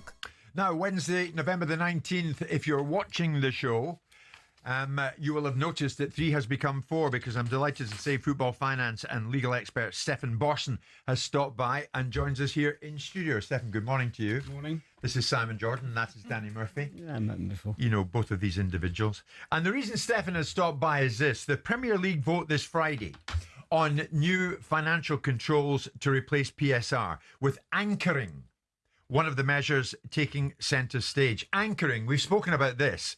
It would limit spending to 5 times the amount paid by the Premier League in prize money and broadcast revenue to the club which finishes bottom. So based on the 23-24 season, Sheffield United occupied 20th place and received £109.5 million. That would be £550 million. So essentially, it's a salary cap. Stefan, amidst the backdrop of legal threats that we now know about from the PFA and agents over what is essentially viewed as a salary cap, is this vote still happening? I think it's unlikely, very unlikely, because you've now got a situation where the key development, I think, probably has actually been the change of regime at Arsenal. So I think Tim Lewis leaving Arsenal as the key driver of the whole project around anchoring, he's now left, and therefore a lot of the support around the table has gone with him, because Arsenal, I think, have changed their position, I think it was a finely balanced vote anyway. And I think when you layer on top of it the legal risks that are there, and they are multifaceted, by the way. It's not, I know Simon has sort of been not dismissive, but felt that the Premier League could probably get round the legal risks. I suspect they probably couldn't. And the reason is more around risk, because I'm not sure the Premier League, having spent £100 million over the last 2 accounting periods, I'm not sure that there's much appetite around the table for another challenge. And there will be a challenge. So you will either have one or more clubs challenging it as anti-competitive. You've got the agent situation. And by the way, the agents have won in a challenge against the agent cap with the FA. So they've been down this road before. Right. And then layered on top of that, you've got the PFA situation.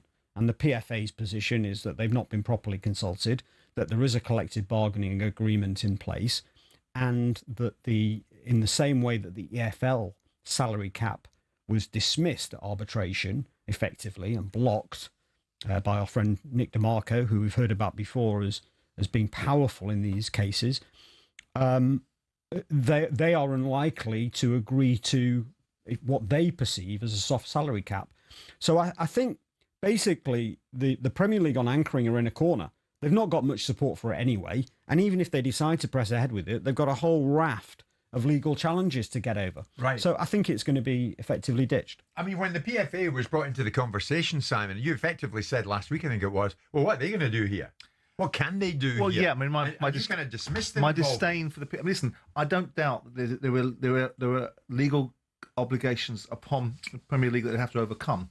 The idea that a salary cap can't be brought in and needs to be thought through better than it currently is being is my predominant position. Whether there's some sort of situation where the football gets shoehorned into some sort of FCA governance where ultimately caps can be brought into place in the same way that the bankers had caps put upon them on their bonuses is a thought process that I have. But I'm frankly, my disregard for the PFA and their positioning, I don't feel there's any necessity to consult them, because all you're going to be told is what they don't want to do rather than what they do want to do. Danny, if you were still playing today, where would you stand on a salary cap? I wouldn't. Meaning what? Well, I wouldn't stand anywhere, because when I played, I mean, obviously, if I could take my brain back now, I'd have more of an opinion. But whatever club I was playing for, I was told what to do and what the rules were. I wouldn't be, my ego or my position at that club wouldn't give me enough power to have a say. I'd do as I'm told. So if the PFA came to you, having had discussions with 20 Premier League captains, and said, this is what we think, you would go with what your union is suggesting? Probably, yeah. Yeah. Well, no player's going to... every player is going to want to object to a salary cap. I mean, it stands to reason. And every agent? Well, it depends, Stefan, because most players, if most players are told that it wouldn't be affecting them, they wouldn't care less. But isn't the argument already... It'd only be a minority. Isn't the argument relatively moot if you're in a top 6 club? Because you're already bound, by some extent, by UEFA's guidelines around PSR. So by definition, you've already got a salary cap, because the clubs themselves can't go above a certain level of expenditure against UEFA's requirements. Where you'd get players going... PSR in place Well, already. only to an extent, because obviously if the revenue is being driven up by the clubs, which it is... Yeah, I don't agree with anchoring. Then of course, there is no real salary cap. Correct. And there is... of course, there's the global market. But of course, as we know, the challenges coming in football, and the regulators starting to acknowledge this, you know that I've had this conversation with them about the revenues potentially coming under threat from the broadcasters. The only time you get a problem is if the players were being told their wages are going to be reduced. So they'd go to the PFA, they'd have a big meeting about... That's what they will say. Are you going to go on strike? They will say that. The PFA are going to position it in such a way, they're going to turn around and say, "You're in. This is the thin end of a wedge. This is going to get worse and worse, and it's going to come down the pike, and you guys are going to get squeezed on it." Well, the fact that the players themselves are taking 85% of the money will have evaded everybody, but that's a different discussion. And of course, if there's a salary cap at the top, then what then happens is what all the EFL owners really wanted, which is a salary cap down the lower leagues. And that will have a quite significant effect, because the big cost in the lower leagues is, of course, the wage bill. But the interesting thing is that Malenga goes out and makes a noise about the drip-down economics of salary cap, but he didn't mind the drip-down economics of the cost implications of Premier League players visited on Championship and League One clubs, because the implications are there for the benefit. One-way transactions with the PFA all the time. Yeah, well, and this I think will be the interesting challenge for the regulator, because the regulator talks a lot about how they keep the game sustainable, particularly at the lower end of the table. The reality is the independent regulator going to work with government to try and put in place a salary cap, to actually change the law to make it lawful for there to be a salary cap? That's what I'm making. Because that's really going to be the big test. This guy, Tim Lewis, executive vice chairman at Arsenal, now gone, was at one stage all powerful, because since he's exited stage left, this thing, the air's gone out of it, has it not? I think he was a very influential character around the room. Yeah, he's a former lawyer from a major firm. Well, he is a lawyer, but he used to be in practice at a major firm. Was Daniel Levy in? I was going to say, you probably lost Levy. Levy would have been in the same place. They probably shared quite a lot of the same views, I would suspect. Yes. Right. So briefly then, if PSR isn't the answer and anchoring isn't the answer, what is? Well, PSR might become the answer again, because they've obviously got this squad cost control, which is similar to the UEFA system that's already in place. But everybody hates it, Stefan. Well, they haven't got a choice, because 9 out of 20 teams now are in Europe, so they're already bound into to squad cost control. Yeah. The only difference between the regime proposed in the Premier League and in the UEFA regime is the UEFA regime is more stringent about what is allowable and what's not. We know that, for example, all the Chelsea stuff wouldn't be permitted under UEFA, but would continue to be permitted under the Premier League rules. So it is that there is a difference there, but I suspect the most likely scenario is PSR just carries on as it is. People accept that although it's not perfect, it's the best they can do. And 2 years of work in shadowing various other regimes go in the bin, and we all carry on with PSR. It's all a waste of time, isn't it? I mean, so on Friday, instead of a vote, Stefan, we're going to have agents all over the place phoning their players saying, no change, don't worry, no change, job done. Don't worry for now, I think, is probably... right. Yeah, because the strain of the game around player wages is not going away. So, but a regulator has, as much as I'm against a regulator, David Cogan has a massive part to play here, because if he can bring legislation in, which, for example, like I just said, but the FCA's governance of the banking industry, there's a trade-off with the Premier League, which helps him get distribution for the EFL. So there's a whole moving set of parts here. Yeah, I mean, that would be a baller play by an independent regulator to say, well, I'll trade me lobbying government for a salary cap in exchange for you giving the EFL more money. I mean, I think it's unlikely, but it would be probably the way it would be done in the US. Stefan, while we have you here, the other side of the break, Leicester City fans, listen up. Is there a points deduction on the way for you? We'll have news on that, and we might well have news for Sheffield Wednesday fans as well. Stefan Borson with us, and we're live in talkSPORT with Selco, where the trade goes.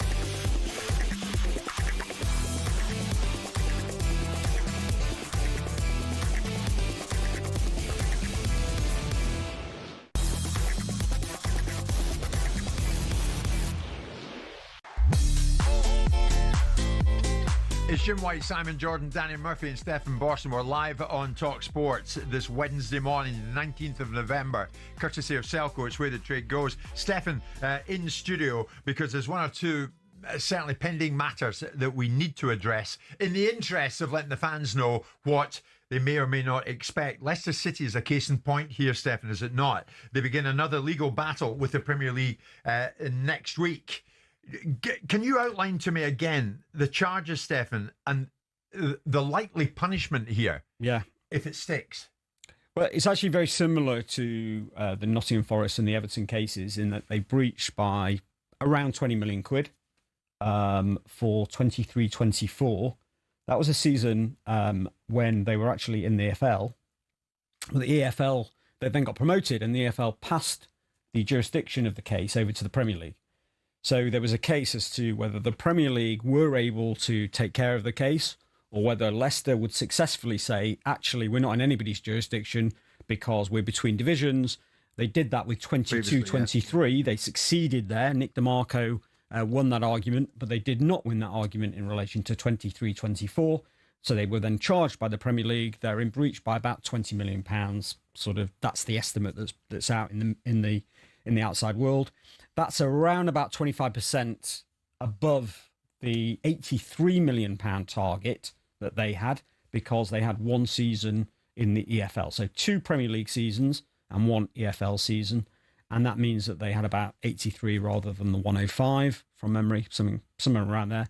And that means that they're probably, I think, there's a lot of talk they're going to get 9, 12 points because people have looked at the EFL guidance and said, well, in the EFL, you get 12 points. Now, first of all, they are apparently defending the case, which means that they're not going to admit it early. That means that there's a question over cooperation and around the documentation, which would mean that if it is found against them, they are not going to get mitigation. And if they're not going to get mitigation, then what you've got is really the base for what this breach is. I would say, rather than it being the 12 points that you've heard about in the media or the 9 points you've heard about in the media, that this will actually be probably 3 points plus another 3. So taking the previous cases, the Premier League cases that we've had, the Everton and the Nottingham Forest cases, it looks like they're broadly around 3 base points for a significant breach. 20 million is a significant breach, and more or less about a point for every £6.5 million, or about 3 points for every 20% over the limit. Okay, so I think it's 6. around 6 points. And currently they're 12, 4 points adrift of the playoffs. So when would the 6 points, if it is 6 points, when would that kick in? Straight away. Yeah, this season. Right. Yeah, right. And it's 6 points before any mitigation. They deserve it. They may have arguments. And they deserve it. Well, this is the problem they've got in terms of trying to argue innocence. They did breach 22-23. Absolutely. Right? They have breached 23-24. These have happened. But if you look at this club, with all due respect to their achievement in 2016, in 13-14, when they got promoted from the EFL, they did a deal with the EFL and paid off a fine for breaching governance in 13-14 and then won the Premier League 18 months later. So this club's got a history of, with respect to ownership models and the fact they won a 16 Premier League in 2015 or what it was, as underdogs, they've still got a history of having done deals with governing bodies or breaching governance that's consequenced them.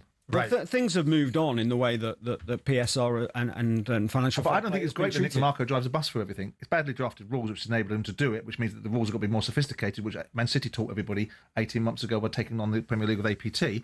But the fact of the matter is that Leicester have breached governance repeatedly and endlessly and been able to find a Bermuda Triangle of space where they've not been consequenced by anybody. I'm seeing a bunch of messages, Stefan, before you leave us today, and the messages are coming from Sheffield Wednesday fans. So 1 month since Sheffield Wednesday entered administration, can you give us an update? Yeah, so I'm working with one of the bidders. There are a number of bidders in play. There's a number of credible players around. Apparently, there's 11 that have given proof of funds for £50 million of liquid assets. Right, that is a serious process, and there is serious interest.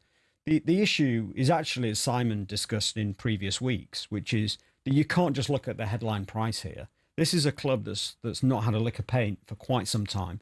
By the end of this season, it will be in League One. It will have almost no squad, and it will have a stadium that needs significant spending. So anybody that comes in is going to have deep pockets. I think the people that are circling do have deep pockets, but it is not going to be a cheap deal for anybody. And the challenges are great. You know, getting out of League One and putting Sheffield Wednesday where they want to be back in the Premier League is not going to be a simple journey. So it's a challenge. How deep are the pockets of the bidder that you're working with? They're similar to the pockets of a number of the bidders, very deep. But you know, you have to be extremely wealthy now to want to commit to a 5-year project of taking a club of that size. So that with Sheffield Wednesday, the attraction of it is its scale. But that's also a downside as well, because it means that you've got a huge stadium. It means you've got huge expectation. It means that you've got the world's attention. You've got local MPs, the IFR, HMRC. Everybody's looking at the situation constantly because it's such a big club. So it's both an opportunity and I wouldn't call it a threat, but it's a challenge. Okay. Stefan, thank you very much indeed. Stefan Borson on top of the Sheffield Wednesday situation, and of course with the very latest news on Leicester City. Could end up being 3 and 3, 6-point deduction, but we'll watch for that in the fullness of time. Stefan, thanks for that. It's Jim White, Simon Jordan, Danny Murphy. We're live in talkSPORT with Selco, where the trade goes, and it is 12 noon.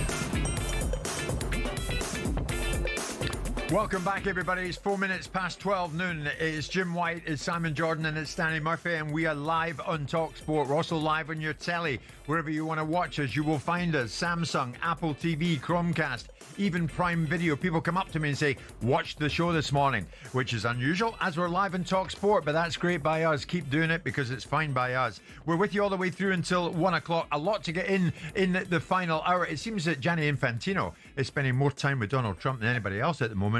We might get to that in the final hour. In the meantime, we want to concentrate on this because this is very important if you're a cricket fan and very important to talkSPORT. Less than 48 hours now from the first test of the Ashes. Just a reminder for all your Ashes content, make sure you subscribe to the talkSPORT Cricket YouTube channel and the following on podcast feed.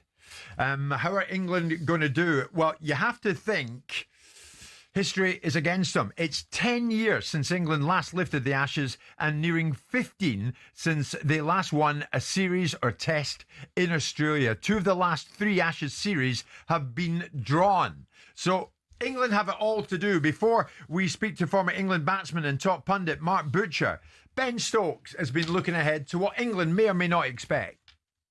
Explain to them and sort of let them know what to expect. You know, from my personal experience, I feel that coming to Australia in Ashes, it's a lot different to anything else that you will play in. There's a lot more that goes on away from the cricket itself, and it's just making everyone aware that that's the case, but making sure that it's nothing to be afraid of, nothing to be scared of, and you know, don't shy away from the opportunity that's in front of us. You know, you think back to, you know, when you're younger growing up watching these kind of series, you sit there watching and hoping and dreaming to be able to be a member of a team who gets the opportunity to represent England out in Australia, and now we are here. So yeah, it's definitely nothing to be afraid of, but it's just making sure that everyone's aware of what, you know, we're going to walk into, especially when the series starts, because yeah, it definitely does have a different feeling to an Ashes series in England in particular, just because of all the added stuff that comes with it. So, of course, under Stokes, England will give it the best shot. But since winning the final test of the 2010-11 series in Australia, England have failed to win a single test away from home in the Ashes, losing 13 and drawing 2. As I said, Mark Butcher joins us live on the show. Mark, I didn't want to paint too bleak a picture, but the stats speak for themselves, do they not? History, the stats, they're not on England's side down under, are they? No, they're not. And they've struggled to beat Australia at home as well. Last 2 Ashes series in England have been drawn as well. So it's going to be very, very difficult. But one thing that is definitely on the bright side for England is that they go down there with a bowling attack in particular that is extremely potent, perhaps the most potent that we've had down there, you know, since the 70s or 80s. So and Australia are not quite as great a team as they once were, albeit they are still unbelievably good. So it provides an incredible opportunity for sort of Bazball, for Stokes and McCullum and their big project to sort of come to its full fruition, I suppose.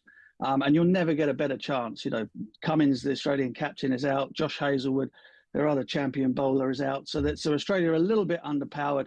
And England go in there with great hope and expectation. Mark, is there any validity to the conversation around the poor preparation, or not say poor, lack of games in this format? Because I know there's been this little spat, hasn't there, with Stokes and calling Gooch and both them has-beens and stuff, and or is it just part? It's just part and parcel of modern cricket. It's the only way they could have prepared because of the fixture list. Yeah, I mean, it's a good question. I think they perhaps, if they wanted to, could have played a state game or something in the lead up to it. There certainly was time. But look, at the end of it all, England teams have gone down there and prepared unbelievably well. You know, had multiple games, multiple matches, and got whacked. You know, so they've sort of decided, and have done this on many tours, not just on the Ashes, that they will keep the preparation pretty low key, pretty in house. Train very hard behind closed doors and hit the ground running that way. And at the end of it all, it doesn't really matter. What matters is what the result is at the back end. and the preparation side of things. Well, in the first Test match, if the bowlers look like they're short of a gallop, then they will get criticised for not being fully prepared. If they come out all guns blazing and put in a top performance, then there are no questions to be answered. Mark, you've got Ashes experience, of course you have, by the shed load, both home and away. What is that experience like, going down under, facing the Australians in their own backyard with that support that they have? They'll turn out in droves. Yeah, I mean, we'll have unbelievable support as well. I reckon there's something in the region of 40,000 sort of England fans going to be out there. They will be very loud and very vociferous, and that'll be matched by what you get from the Australian fans. I think one of the things that sets it apart from all other series, obviously you've got the history, huge, long history of Ashes contests, and that's what makes that series quite a big thing. No, the biggest thing for an England player and for an Australian player. But then also you have the importance that is placed on Ashes cricket throughout Australia. Now, in England, yes, the Ashes are important. Yes, cricket series, Test series are important, but cricket is still very much the sort of second sport behind football, right? So the entire country only really kind of gets engaged with it when it's when things that happen like 2005, when it's just kind of like a water cooler series and everyone's talking about it. But in Australia is the number one national sport. Obviously, they have their rugby codes and Aussie rules and all the rest of it. But the one sport that unites the entirety of Australia is cricket. And of course, the one thing that they like better than nothing else is beating England. So the importance of it and the fact that everybody in the country becomes engaged in hating the Poms and wanting them to beat us just raises the stakes to a level that you don't get anywhere else. I notice it's not the traditional Gabba in Brisbane for the first Test. It's Perth. Any significance in that? Yeah, it's interesting. Over many, many years, decades, the Gabba has kind of been a huge stronghold for Australia, and a place where they were almost guaranteed to get off to a winning start in Test series. But yeah, they've gone away from that. Perth is an incredibly difficult place to play, but the old ground, the Wacker, was notoriously quick and bouncy, and Australia very rarely lost there. The new ground, by all accounts, is exactly the same, if not quicker than the Wacker used to be. So it will certainly be a very different challenge for England's batters, and one that Australia will feel that they are better equipped to deal with than we are. However, we go down there with a pace battery that is enviable, very quick, very hostile, and we'll be able to match them fire with fire without any doubt whatsoever if we get things right. So it's going to be, I tell you what, the first Test match is going to be fiery. Ball's going to be flying around. It's not going to be for the faint-hearted. What do you think, Simon? What chance England get into this? Mark's laid it out perfectly for us. Well, I was going to ask Mark that, because my thought is that they've got a good chance. I don't think this Australian side is as good as previous Australian sides. It's interesting that Ben Stokes had a broadside back at Ian and Graham Gooch that I don't think actually were ever successful out in Australia, so I don't know what their benchmark was for making those observations in the first place. But psychologically, England are in as good a nick as they've been in for a very long time, aren't they, Mark? So when you look at it, do you think there's a distinct possibility that we're going to see a successful outcome from this English side? I think there is a better than even chance. I wouldn't say we're going to win the Ashes. I mean, simply because barring a spell of, I think, 5-ish Ashes wins from about 1971 to 86, 87 away from home, England have only ever won 4 times other than that in the entire history of the Ashes, going right back to the very beginning. So winning in Australia is unbelievably difficult. However, you rightly point out that Australia aren't quite as formidable as they once were, but that doesn't mean that they're going to be pushovers. And England, as I've said, if as a batting unit, as a top 6, we're able to put par scores on the board, and no matter what the conditions are, whether it's flying in Perth or whether it might turn in Sydney or whatever it might be, then with the fast bowling resources in particular that we have at our disposal, we have a very, very good chance of winning more than one Test match down there, and who knows, 2 might be enough to do it. Although my feeling is that every Test match will be a result unless the weather intervenes. And so by that score, we are a very, very dangerous side, and Australia know that. And perhaps that's why some of the, you always get the banter and some of the ridiculous headlines, etc., etc. and the singling out of certain players, Stokes and Root, for example, from the Aussie press. But that seems to have gone up to another level this time. And that signifies to me that there is a little bit of concern in their side that this England team is actually come down to play and could cause them one or two problems. I've got to say, there's a message in front of me from Jeff, who's clearly a proud Australian. Jim, tell your friend Mark Butcher, England no chance, will win the lot. Presumably, it means it's going to be a whitewash. But that's how they go about it, Mark, isn't it? Yeah, absolutely. And you wouldn't expect anything less. I do think that the first two Test matches in particular, so we've already talked about the conditions in Perth, and Australia will be without their captain in that one. He'll probably play in the second, which is a day-night Test match at Brisbane. And those two Test matches are absolutely pivotal, and they could very easily go either way. For me, England are a very dangerous side when the game moves at speed. When a brilliant one innings from Harry Brook in the second innings of a match can kind of turn things round in a low-scoring game, or you got Jofra Archer and Mark Wood and people like that who are capable of doing things in bursts that crack a game open. So, for me, Mark, your heart says England. What's your head say? My heart always says England. And the Butcher head? My head says that the likelihood is that Australia will retain the Ashes. Yeah.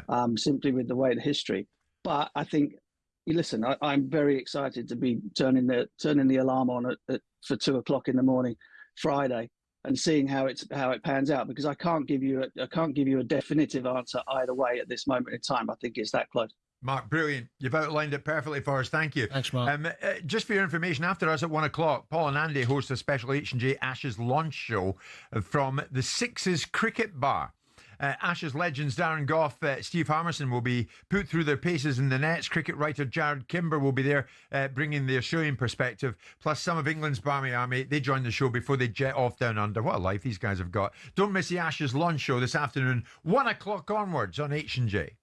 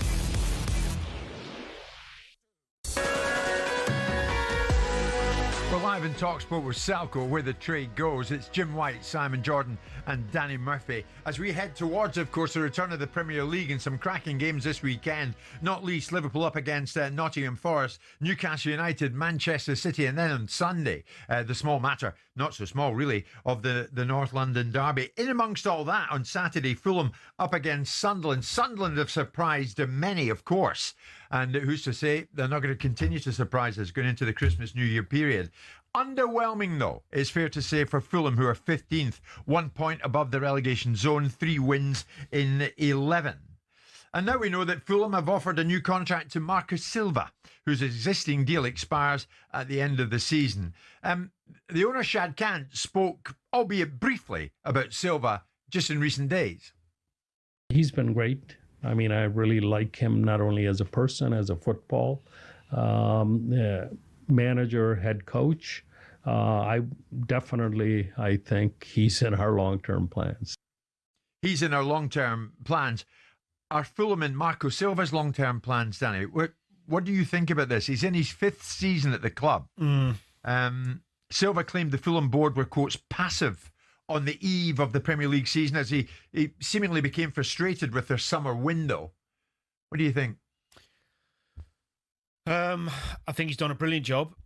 He's done lots of things right. Record points tally last year. They beat our one, unfortunately. But he's done really well, and he's improved a lot of players under his tenure. I agree with him. I think for a club that's been stable in the league for quite a while now, to have a net spend this year of 27-ish and 23 the year before, for him to keep the team progressing has been nothing short of a miracle, really. And I thought after he did so well last season and got their record points tally and had a really productive season, I thought they'd back him more. You know, he hasn't been one side. They made a couple of signs, but only one standout, which was the lad from Shakhtar, Kevin, the winger, for 40 million. And he needed some help. You need quality. Everyone else is moving forward. Everyone else is progressing. Sunderland spent a fortune coming up. I know it's different when you're coming up from the Championship. But everyone's spending and improving, and he's trying to stay afloat while being given tuppence to do it. Right. I mean, you captained them. Are they aspirational? Are they ambitious? Well, I mean, it was different ownership when I was there. It changed just as I left. But the numbers don't lie. They're happy getting away with it. And if you have a great season like last season, great. The fans are still going to come. It's a great location, wonderful club, etc., etc. But I wouldn't call him ambitious at all, really, when you look at what's coming in. Really? Yeah. That must sadden you. I'd part of your career there. I'd be surprised if he stays. Really? Would you, Simon? I know at one stage you depends what his options are. You questioned his loyalty some time ago. Yeah, I think but you've changed your time. The fact he hasn't signed already is. You've changed your mind a bit now, Simon, have you not? Well, yeah, because information is different now, isn't it? When I questioned him about his behaviour at Watford and his move to Everton. And I also questioned the background noise about his performances at that time, because people made a lot of noise about him coming into Hull originally, which was derogatory noise. I remember Phil Thompson and those guys sitting on Soccer Saturday saying, "Who's he?" Never heard of him. And then, of course, Hull made a decent fist of it, but they still got relegated. So then he got on the back of that relegation, he got some degree of notoriety or recognisability, which he got him the Watford job. And then after being at Watford for 5 minutes, he down tools. Literally down tools, because he couldn't get his way to go to Everton and batted his eyes at the first club that came along. So I didn't appreciate that, and I said that at the time. But going forward to what he's done since then, he went away, rebooted himself in another country in terms of managing successfully over there, wherever it was, Greece or somewhere, and came back and has managed Fulham very well. Now, I know some of the players that play at Fulham. I know that they think very highly of him. I think their biggest problem at this moment is goals. I think they've got no problem in the first 2/3 of the field. It's the last third that they're struggling in. Now, the fact he hasn't signed a new contract, his owner obviously defers a lot of the decision-making to his son. And his son ultimately runs the football club on a day-to-day basis. Shad Khan's an interesting man. I spent about an hour talking to him at a Tottenham game once, about 2 years ago, and he's an interesting character. I mean, it'd be the options for him are that if he'll have an option. He'll have options. But the fact is that if he isn't able to engineer the kind of support that he thinks he's entitled to, that his performances dictate, then that will determine whether he signs a new contract. And I would imagine that must be in the owner's thinking. That Fulham once upon a time, when they came up under Shad Khan a few years ago, I think Scott Parker was a manager at the time, had spent an inordinate amount of money to get precisely nowhere, bought a load of players and went back down again. So they've adopted a slightly more conservative approach. They've got good players in that side. Yeah. They've done well with their players. There's nothing wrong with wringing out the very last vestiges of talent from people before you go spend some more money. There's something that's to be said for that. But in order for him to keep on moving forward, he's going to need a bit more spend and a bit more quality, probably higher up the field than they've currently got. And that will detail whether he signs a new contract or not. And I imagine that Silva, who's obviously clearly held in high regard by the owner, will be saying precisely that. It's all well and good you want me to sign a new contract, but my position is if I'm not going to be given the kind of support that I should be given to be able to make the team progressive and go forward, I'm not signing a new deal. Well, and if he doesn't sign a new deal, he's within his gift. He's honoured his contract. Of course. He's done his job. There's no issue with that. Yeah, there's a Fulham fan, Danny, agreeing with you. Bill, who's saying to a certain extent Marcus Silva's been hung out to dry because he hasn't had the backing that maybe he would have expected to have been given. Well, yes, he's a big boy. He can take responsibility himself. If he felt that he was if he was struggling, he's going to struggle this season with the lack of spending, he could have walked. He's decided to crack on, even though he had the little dig, which is fair enough. You know, so he probably got asked the question and said his piece. The reality is the Premier League's ruthless. You can't keep. I mean, Wolves have done it for years now. Keep selling their best players and replacing them with not as good, and now they're in a world of trouble. Fulham have got to be careful. I actually do think, even though they're down there, their level of performance has been better than the points tally. And Simon's right about the forward areas. They are lacking that bit of ruthlessness up there, but he hasn't signed anyone. I mean, one winger. You have to ask the question why, and maybe the financial accounts of Fulham will tell you why. It's all well and good to think people can operate in isolation and say, "Oh, this owner isn't backing." 2 seasons of a net of 25. But does that mean they're not losing money then? Because if the bottom line is they're losing money, I'm trying to look at Fulham's account to see if they're complying with PSR as I'm talking to you. Because there's one thing not being able to do something, there's another thing not wanting to do something. So we sit here in an unnuanced way saying, why hasn't he been given money? He should have been given money. But if the governance restricts Fulham because they're losing more money than they're making... They're maybe not in a position... But doesn't logic suggest if you're getting over 100 million TV money every year, then your wage bill's not monumental? But the wage... Well, I can tell you what their losses were. In 2024, their losses were 33 million quid. Right. Their losses in 2023 were 30 million quid. So they're up against PSR. They've lost 60 million quid in 2 seasons. Now, I don't know what 22 was, and obviously 25 will now be prevalent. Yeah. But if their losses take them up 105 million quid, all of us can sit here and say, well, they should do more, but they can't. Right. Maybe they can. What he can do is get a team together that beats Sunderland at the weekend. Do you think he will? Where's it at, Jim? I didn't even look. Is it home or away? A bit Fulham, it's at home. Yeah, I think they can.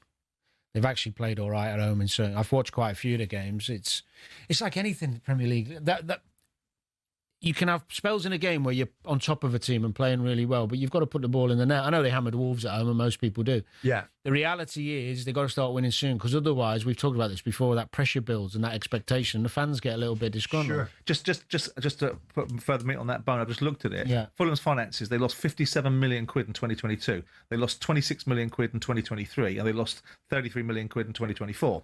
So if you look at that 3-year cycle, without any allowable adjustments for anything in there, they're over PSR. Why are they losing money, though, when they're in the Prem getting all that TV money? Well, they're not getting that. Their turnover's 182 million quid. Look at the wages, which is why I get so enraged about the PFA and the arguments about salary control. So maybe Marco Silva called it wrong when he said the board were passive on the eve of the Premier League season. It depends what he was told. If he was told that we've got 100 million to spend and we've got to be careful how we spend it, we're going to amortise it over a 5-year contract so we don't whack ourselves any harder on PSR, and then he didn't go and do it, then he's not wrong to say it. But if he was told something different, then, look, he's a football manager. He should push. And if anybody's earned the right to push Fulham and push the Fulham board a little bit harder, it's probably him. Yeah. What is he as a manager, Danny? Can you see him in charge of one of the top 6-8 clubs in England? Well, I mean, he had an opportunity at Everton and didn't do very well, which is a big, huge club. But he's now got 6 more years experience. I see him. I think he's a really good coach. I've spent some time with him. He loves the foot. He loves the tactical aspect, and he does play different systems, which I like. Seems to have improved quite a lot of players. Gives young players a chance. And the other thing, a lot of Fulham fans will tell you the last couple of years, the football's been good. But you wouldn't see him managing a top 6 club, would you? I don't see him at Arsenal. I don't see him at Liverpool. I don't see him at Man City. I don't see him at Chelsea. No, I see him taking a bigger job abroad. Right. Okay. So for the time being, Fulham somewhat underwhelming. 15th. They might improve on that the weekend when it all comes back. It's 12:30.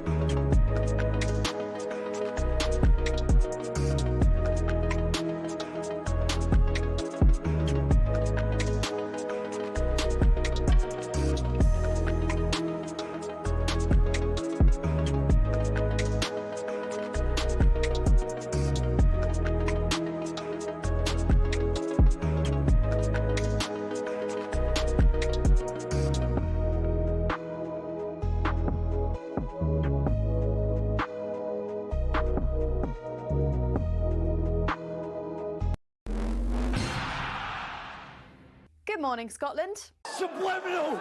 We know how to do the hard way. Superb! Absolutely incredible. I can't speak. We never do this. Oh, we've done it! I was 2 years old the last time Scotland won at a World Cup. I turned 30 last month, but this is absolutely unbelievable, man. Scotland topped the group with that remarkable 4-2 win over Denmark, and captain Andy Robertson says his mate Diogo Jota was on his mind. As soon as I woke up, I just couldn't get him out of my head. I couldn't get him out of my head all day. I think I hid it well from the lads probably, but being in their room, all I could think about was him. And I know he'll have a smile on his face wherever he is, and hopefully he'll have a smile in the summer when hopefully I get to represent my country at the World Cup. Before the game, Steve Clarke reminded his players about missing out on the last World Cup in a playoff. You have to remember how bad you feel and make sure that next time you get to that stage, and I knew they would get to that stage again because they're good. I said, next time you get to that stage, get over the line. Elsewhere, Steve McLaren stepped down as Jamaica head coach after their draw with Curaçao ended the island's World Cup dream. I will be forever grateful to have led the Reggae Boys. It really has been an honour.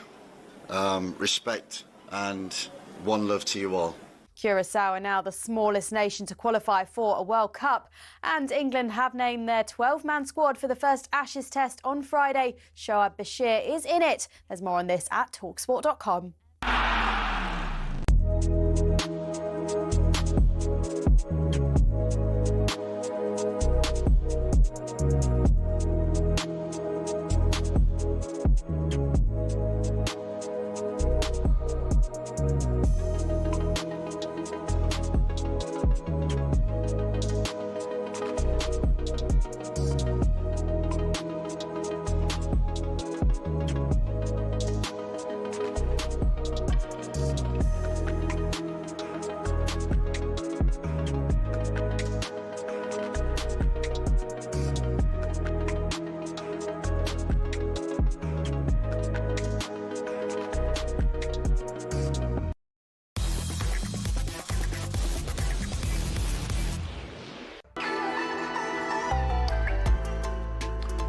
Good afternoon, everybody. Just gone 12:30 this Wednesday lunchtime. Jim White, Simon Jordan, Danny Murphy. We're live on talkSPORT. As usual, an awful lot of the focus these days isn't on the football pitch. It's on what's going on behind the scenes. And behind the scenes, lawyers are very, very busy. No matter where you look, lawyers representing football clubs, representing football players, are the individuals who are busier than most and making a lot of money as a result of it. This has been a long-running dispute since back in 2023, involving one Kylian Mbappe and involving his former club, Paris Saint-Germain. It's now been revealed that Mbappe, of course, who plays now for Real Madrid, is seeking 263 million euros from PSG, whilst his former club are counter-claiming for 240 million euros from the player. It's part of a dispute which arrived at a Paris Labour court just yesterday. So what the heck is the whole thing about? Just before we came on air, I spoke to L'Equipe journalist Eric Bilderman, and I said to him straight, why is this going on? Paris Saint-Germain 2 years ago was willing Mbappe to sign a new deal. Even if they knew that he was going to leave on a free transfer, they were willing to have a new deal. Then they could sell Kylian Mbappe to Real Madrid. But Kylian Mbappe has always refused to sign this deal. And Paris Saint-Germain, Nasser El Khelaifi, the chairman, is claiming that there was a gentleman agreement between him and Kylian to drop his wages from January to June, which was worth about 50 million pounds, to pay in a certain extent.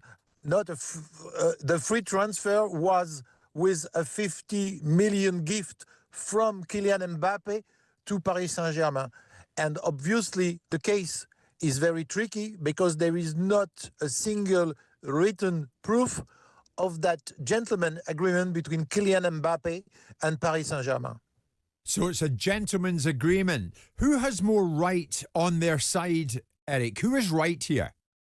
At the moment, I would say 100% Kylian Mbappe, because even if what Paris Saint-Germain says that they have a true talk between closed door with only two persons in the room, Kylian Mbappe, Nasser El Khelaifi, as long as there is not a single email, a single contract, a single lawyer involved, a single paper signed, how can you say that a gentleman agreement between two persons without even witnesses in the room can be well received by any court?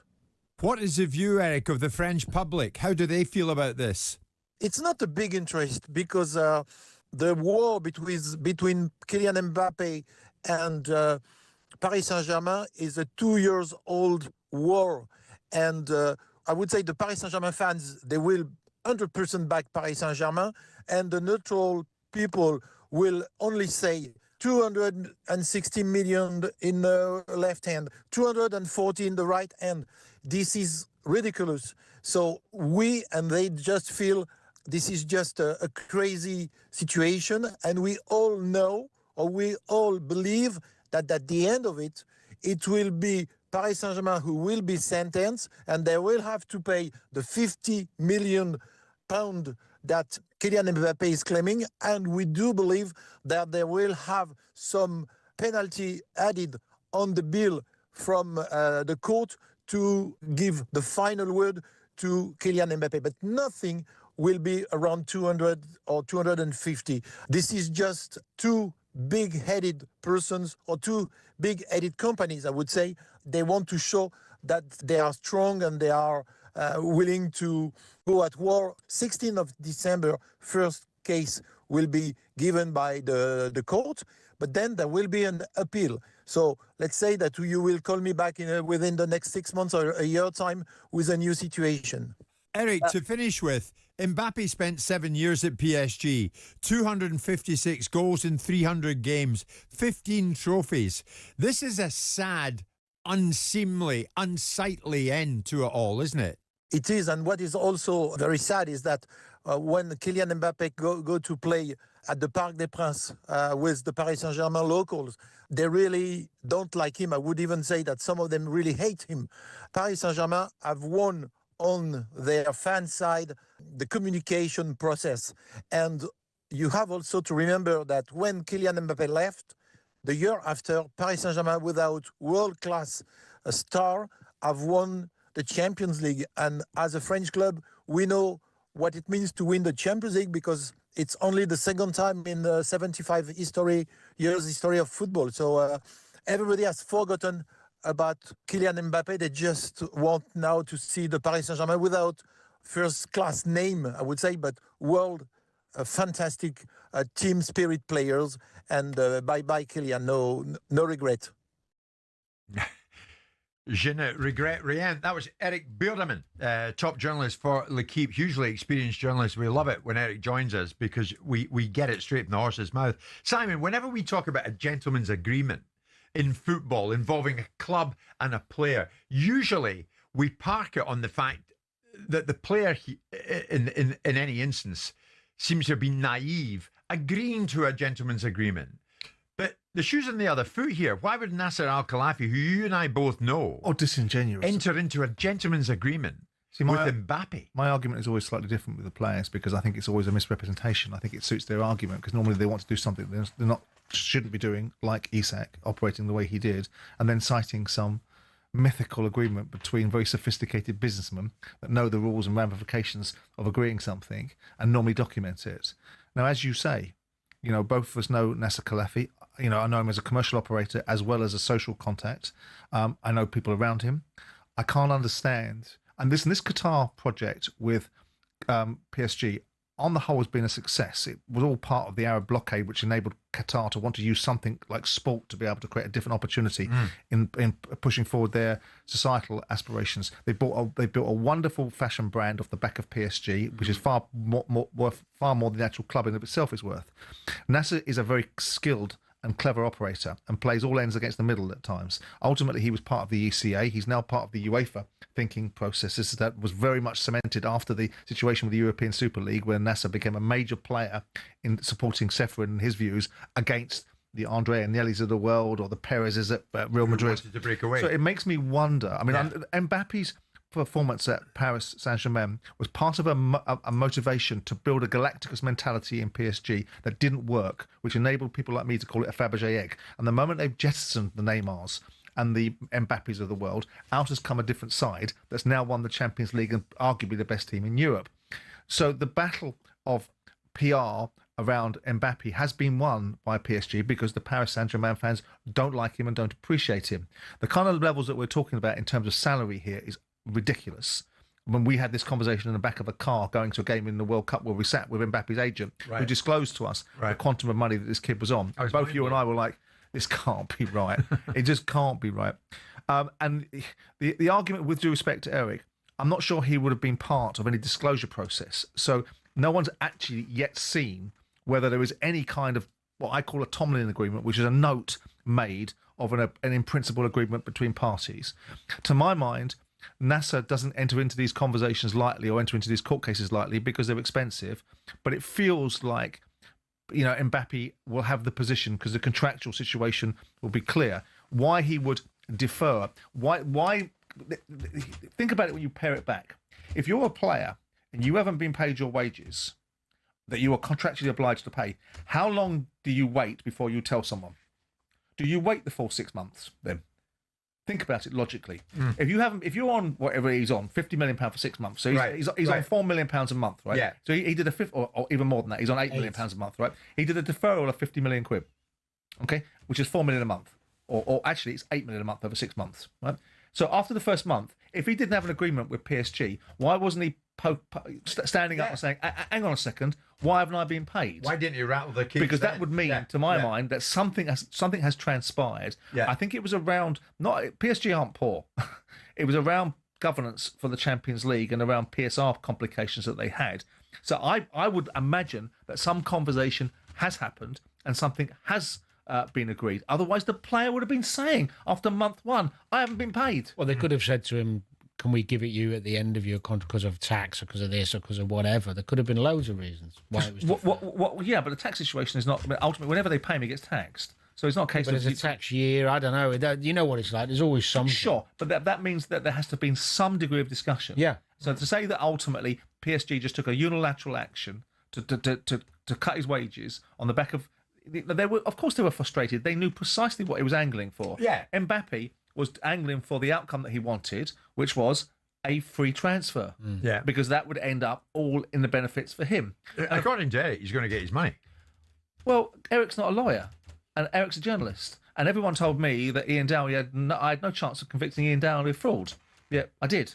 So with respect, let's see what happens in the case. On the balance of probability, it looks like it weighs in favour of Mbappe. But then you start paring back and you start getting a legal representation that starts to create doubt in people's minds. The £250 million cases are just nonsense. That's American puff and stuff, isn't it? I'm going to sue you for $1 billion. Donald Trump's going to sue the BBC for $1 billion. Yeah. No, he's not. That's just the way it's constructed in the minds of headline grabbing and concentrating people's minds. What's on offer here is 50 million quid that was or wasn't paid. Clearly it wasn't paid, and the reasons behind it. Sure. Incidentally, is Donald not going from between 1 and 5 billion? But it's all nonsense, isn't it? It's all nonsense. All money, isn't it? Jim White, Simon Jordan and Danny Murphy, live in talkSPORT with Selco, where the trade goes.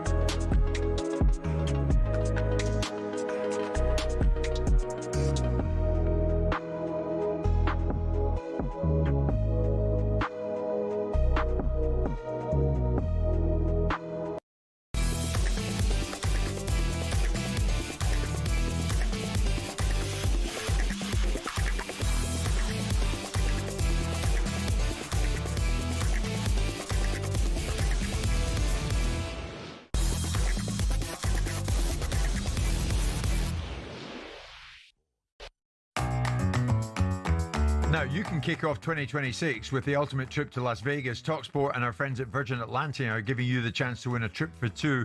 Start with exclusive access to the Virgin Atlantic Clubhouse at Heathrow and then fly in upper-class comfort straight to Vegas. Once you land, enjoy 4 nights in a spa villa. Cheer from the stands as the Las Vegas Raiders take on Kansas City. And we're throwing in $5,000 as well to make your trip that bit more palatable. Clear your calendar from January the 2nd to the 7th, 2026, because this could be the ultimate start to the year. And what a start. Good luck. 21 plus, UK excluding Northern Ireland. For a chance to win, text WIN to 83338. Text at £2 plus standard network rate. Bill payer's permission required. Or call 03434239761. Calls are charged at standard rate. All entries must be received by the 28th of November at 4 p.m. This is a network promotion. Run across talkSPORT, Virgin Radio UK and Talk. Full terms and conditions at talksport.com. Of course, two proud Englishmen, Simon Jordan and Danny Murphy, enjoyed spending the first hour with me today as we delighted in the fact that Scotland did it last night at Hampden, 4-2, and they will head to the USA next summer to the World Cup finals, and well done to them. England had already made it. Of course they had. Jude Bellingham's a big part of it. And Jude Bellingham, I'm quite sure, Danny, I think I'm right in saying this, is bound to be fit and healthy, of course, bound to be in Tuchel's squad once England get out there, and England hope to go deep in that tournament, if not all the way.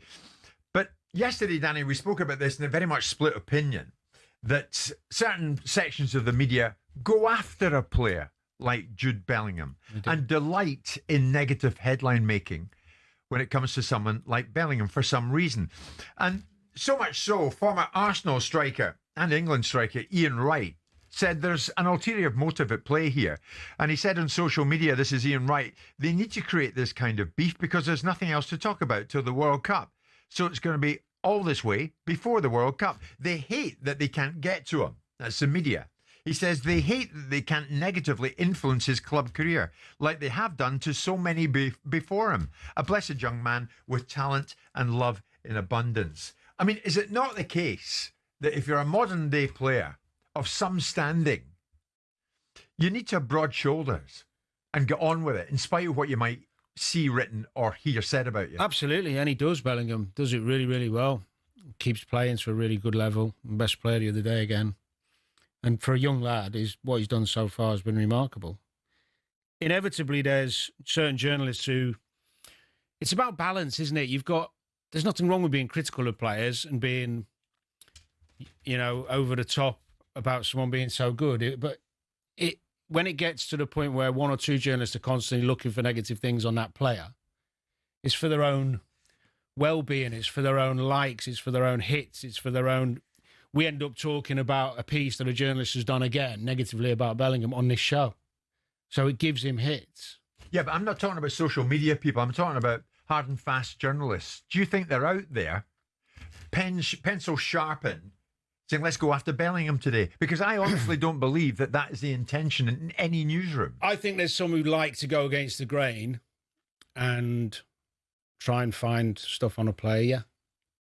I do. Did you suffer from it when you played? No. Anything written about you that you thought was unjust? Not really. I wasn't high profile enough, to be honest. You were, Danny. I don't think I was. You were a top Liverpool player. Well, what about... Bellingham's a superstar. How did Gerrard cope with it? It was different, Jim, because the social media's so big now. It's so big. We didn't have that. Everything you do, everything you say. I think articles now get amplified. So somebody writes something, then it gets put everywhere, little snippets of it. And it just grows, it gets big, and then all of a sudden it's like the world's against the player. It's happened since day dot. If you go back to Gaza, Beckham... Yeah, I mentioned Gaza. People burning Beckham things all across the country and he gets sent off. It's happened to players since the day of dot, since media started. But specifically on Bellingham, Wright says they hate that they can't get to him. Do you honestly think that certain journalists already have an agenda against Bellingham? No, I think they have an agenda against anybody that does really, really well and is quite unique or maverick or just... I mean, Rooney got it at one point, and this was the best, greatest young talent we've ever seen. He played on the edge. Bellingham plays on the edge. He's got that fire in his belly. he goes against the grain sometimes. He shows his passion in ways that some people don't like, but it's who he is and what he is. We should be applauding him. We should be, okay, of course you can criticise him. I agree. If he's effing and blinding at referees, then that could get the team in trouble and get him in trouble. I get it. But people don't understand how important he is to England's team. And I don't think it matters that journalists, or certain journalists, one or two, constantly writing stories about the negative things he's doing. Yeah. If anything, it drives him on. He's got that mentality that I'll show you. And his last performance showed you that. Yeah. He was everywhere. His energy, he won't care. Us talking about it and the press talking about him, it doesn't affect his game. It does not affect his game, and that shows you everything about. But I don't think it's like just Bellingham. No, I think it's any player that's doing brilliantly and is succeeding. There is always a minority of the press that want to go, right, bam, we're going to bring him down. Yeah. Danny, thank you very much indeed, as always. Mr. Simon Jordan, thank you for your kind words about Scotland earlier on today. They weren't bad. We'll bring you the playoff draw tomorrow as it happens from 12 noon. Before that, we'll shift things around a bit tomorrow. Simon and I and Spencer will talk boxing before that, because you seem to love that. And if that's what you want, that's what you're going to get. Simon, thank you very much indeed. And just for you, well done, Scotland. Oh, we got a close-up on camera. It's 1 o'clock.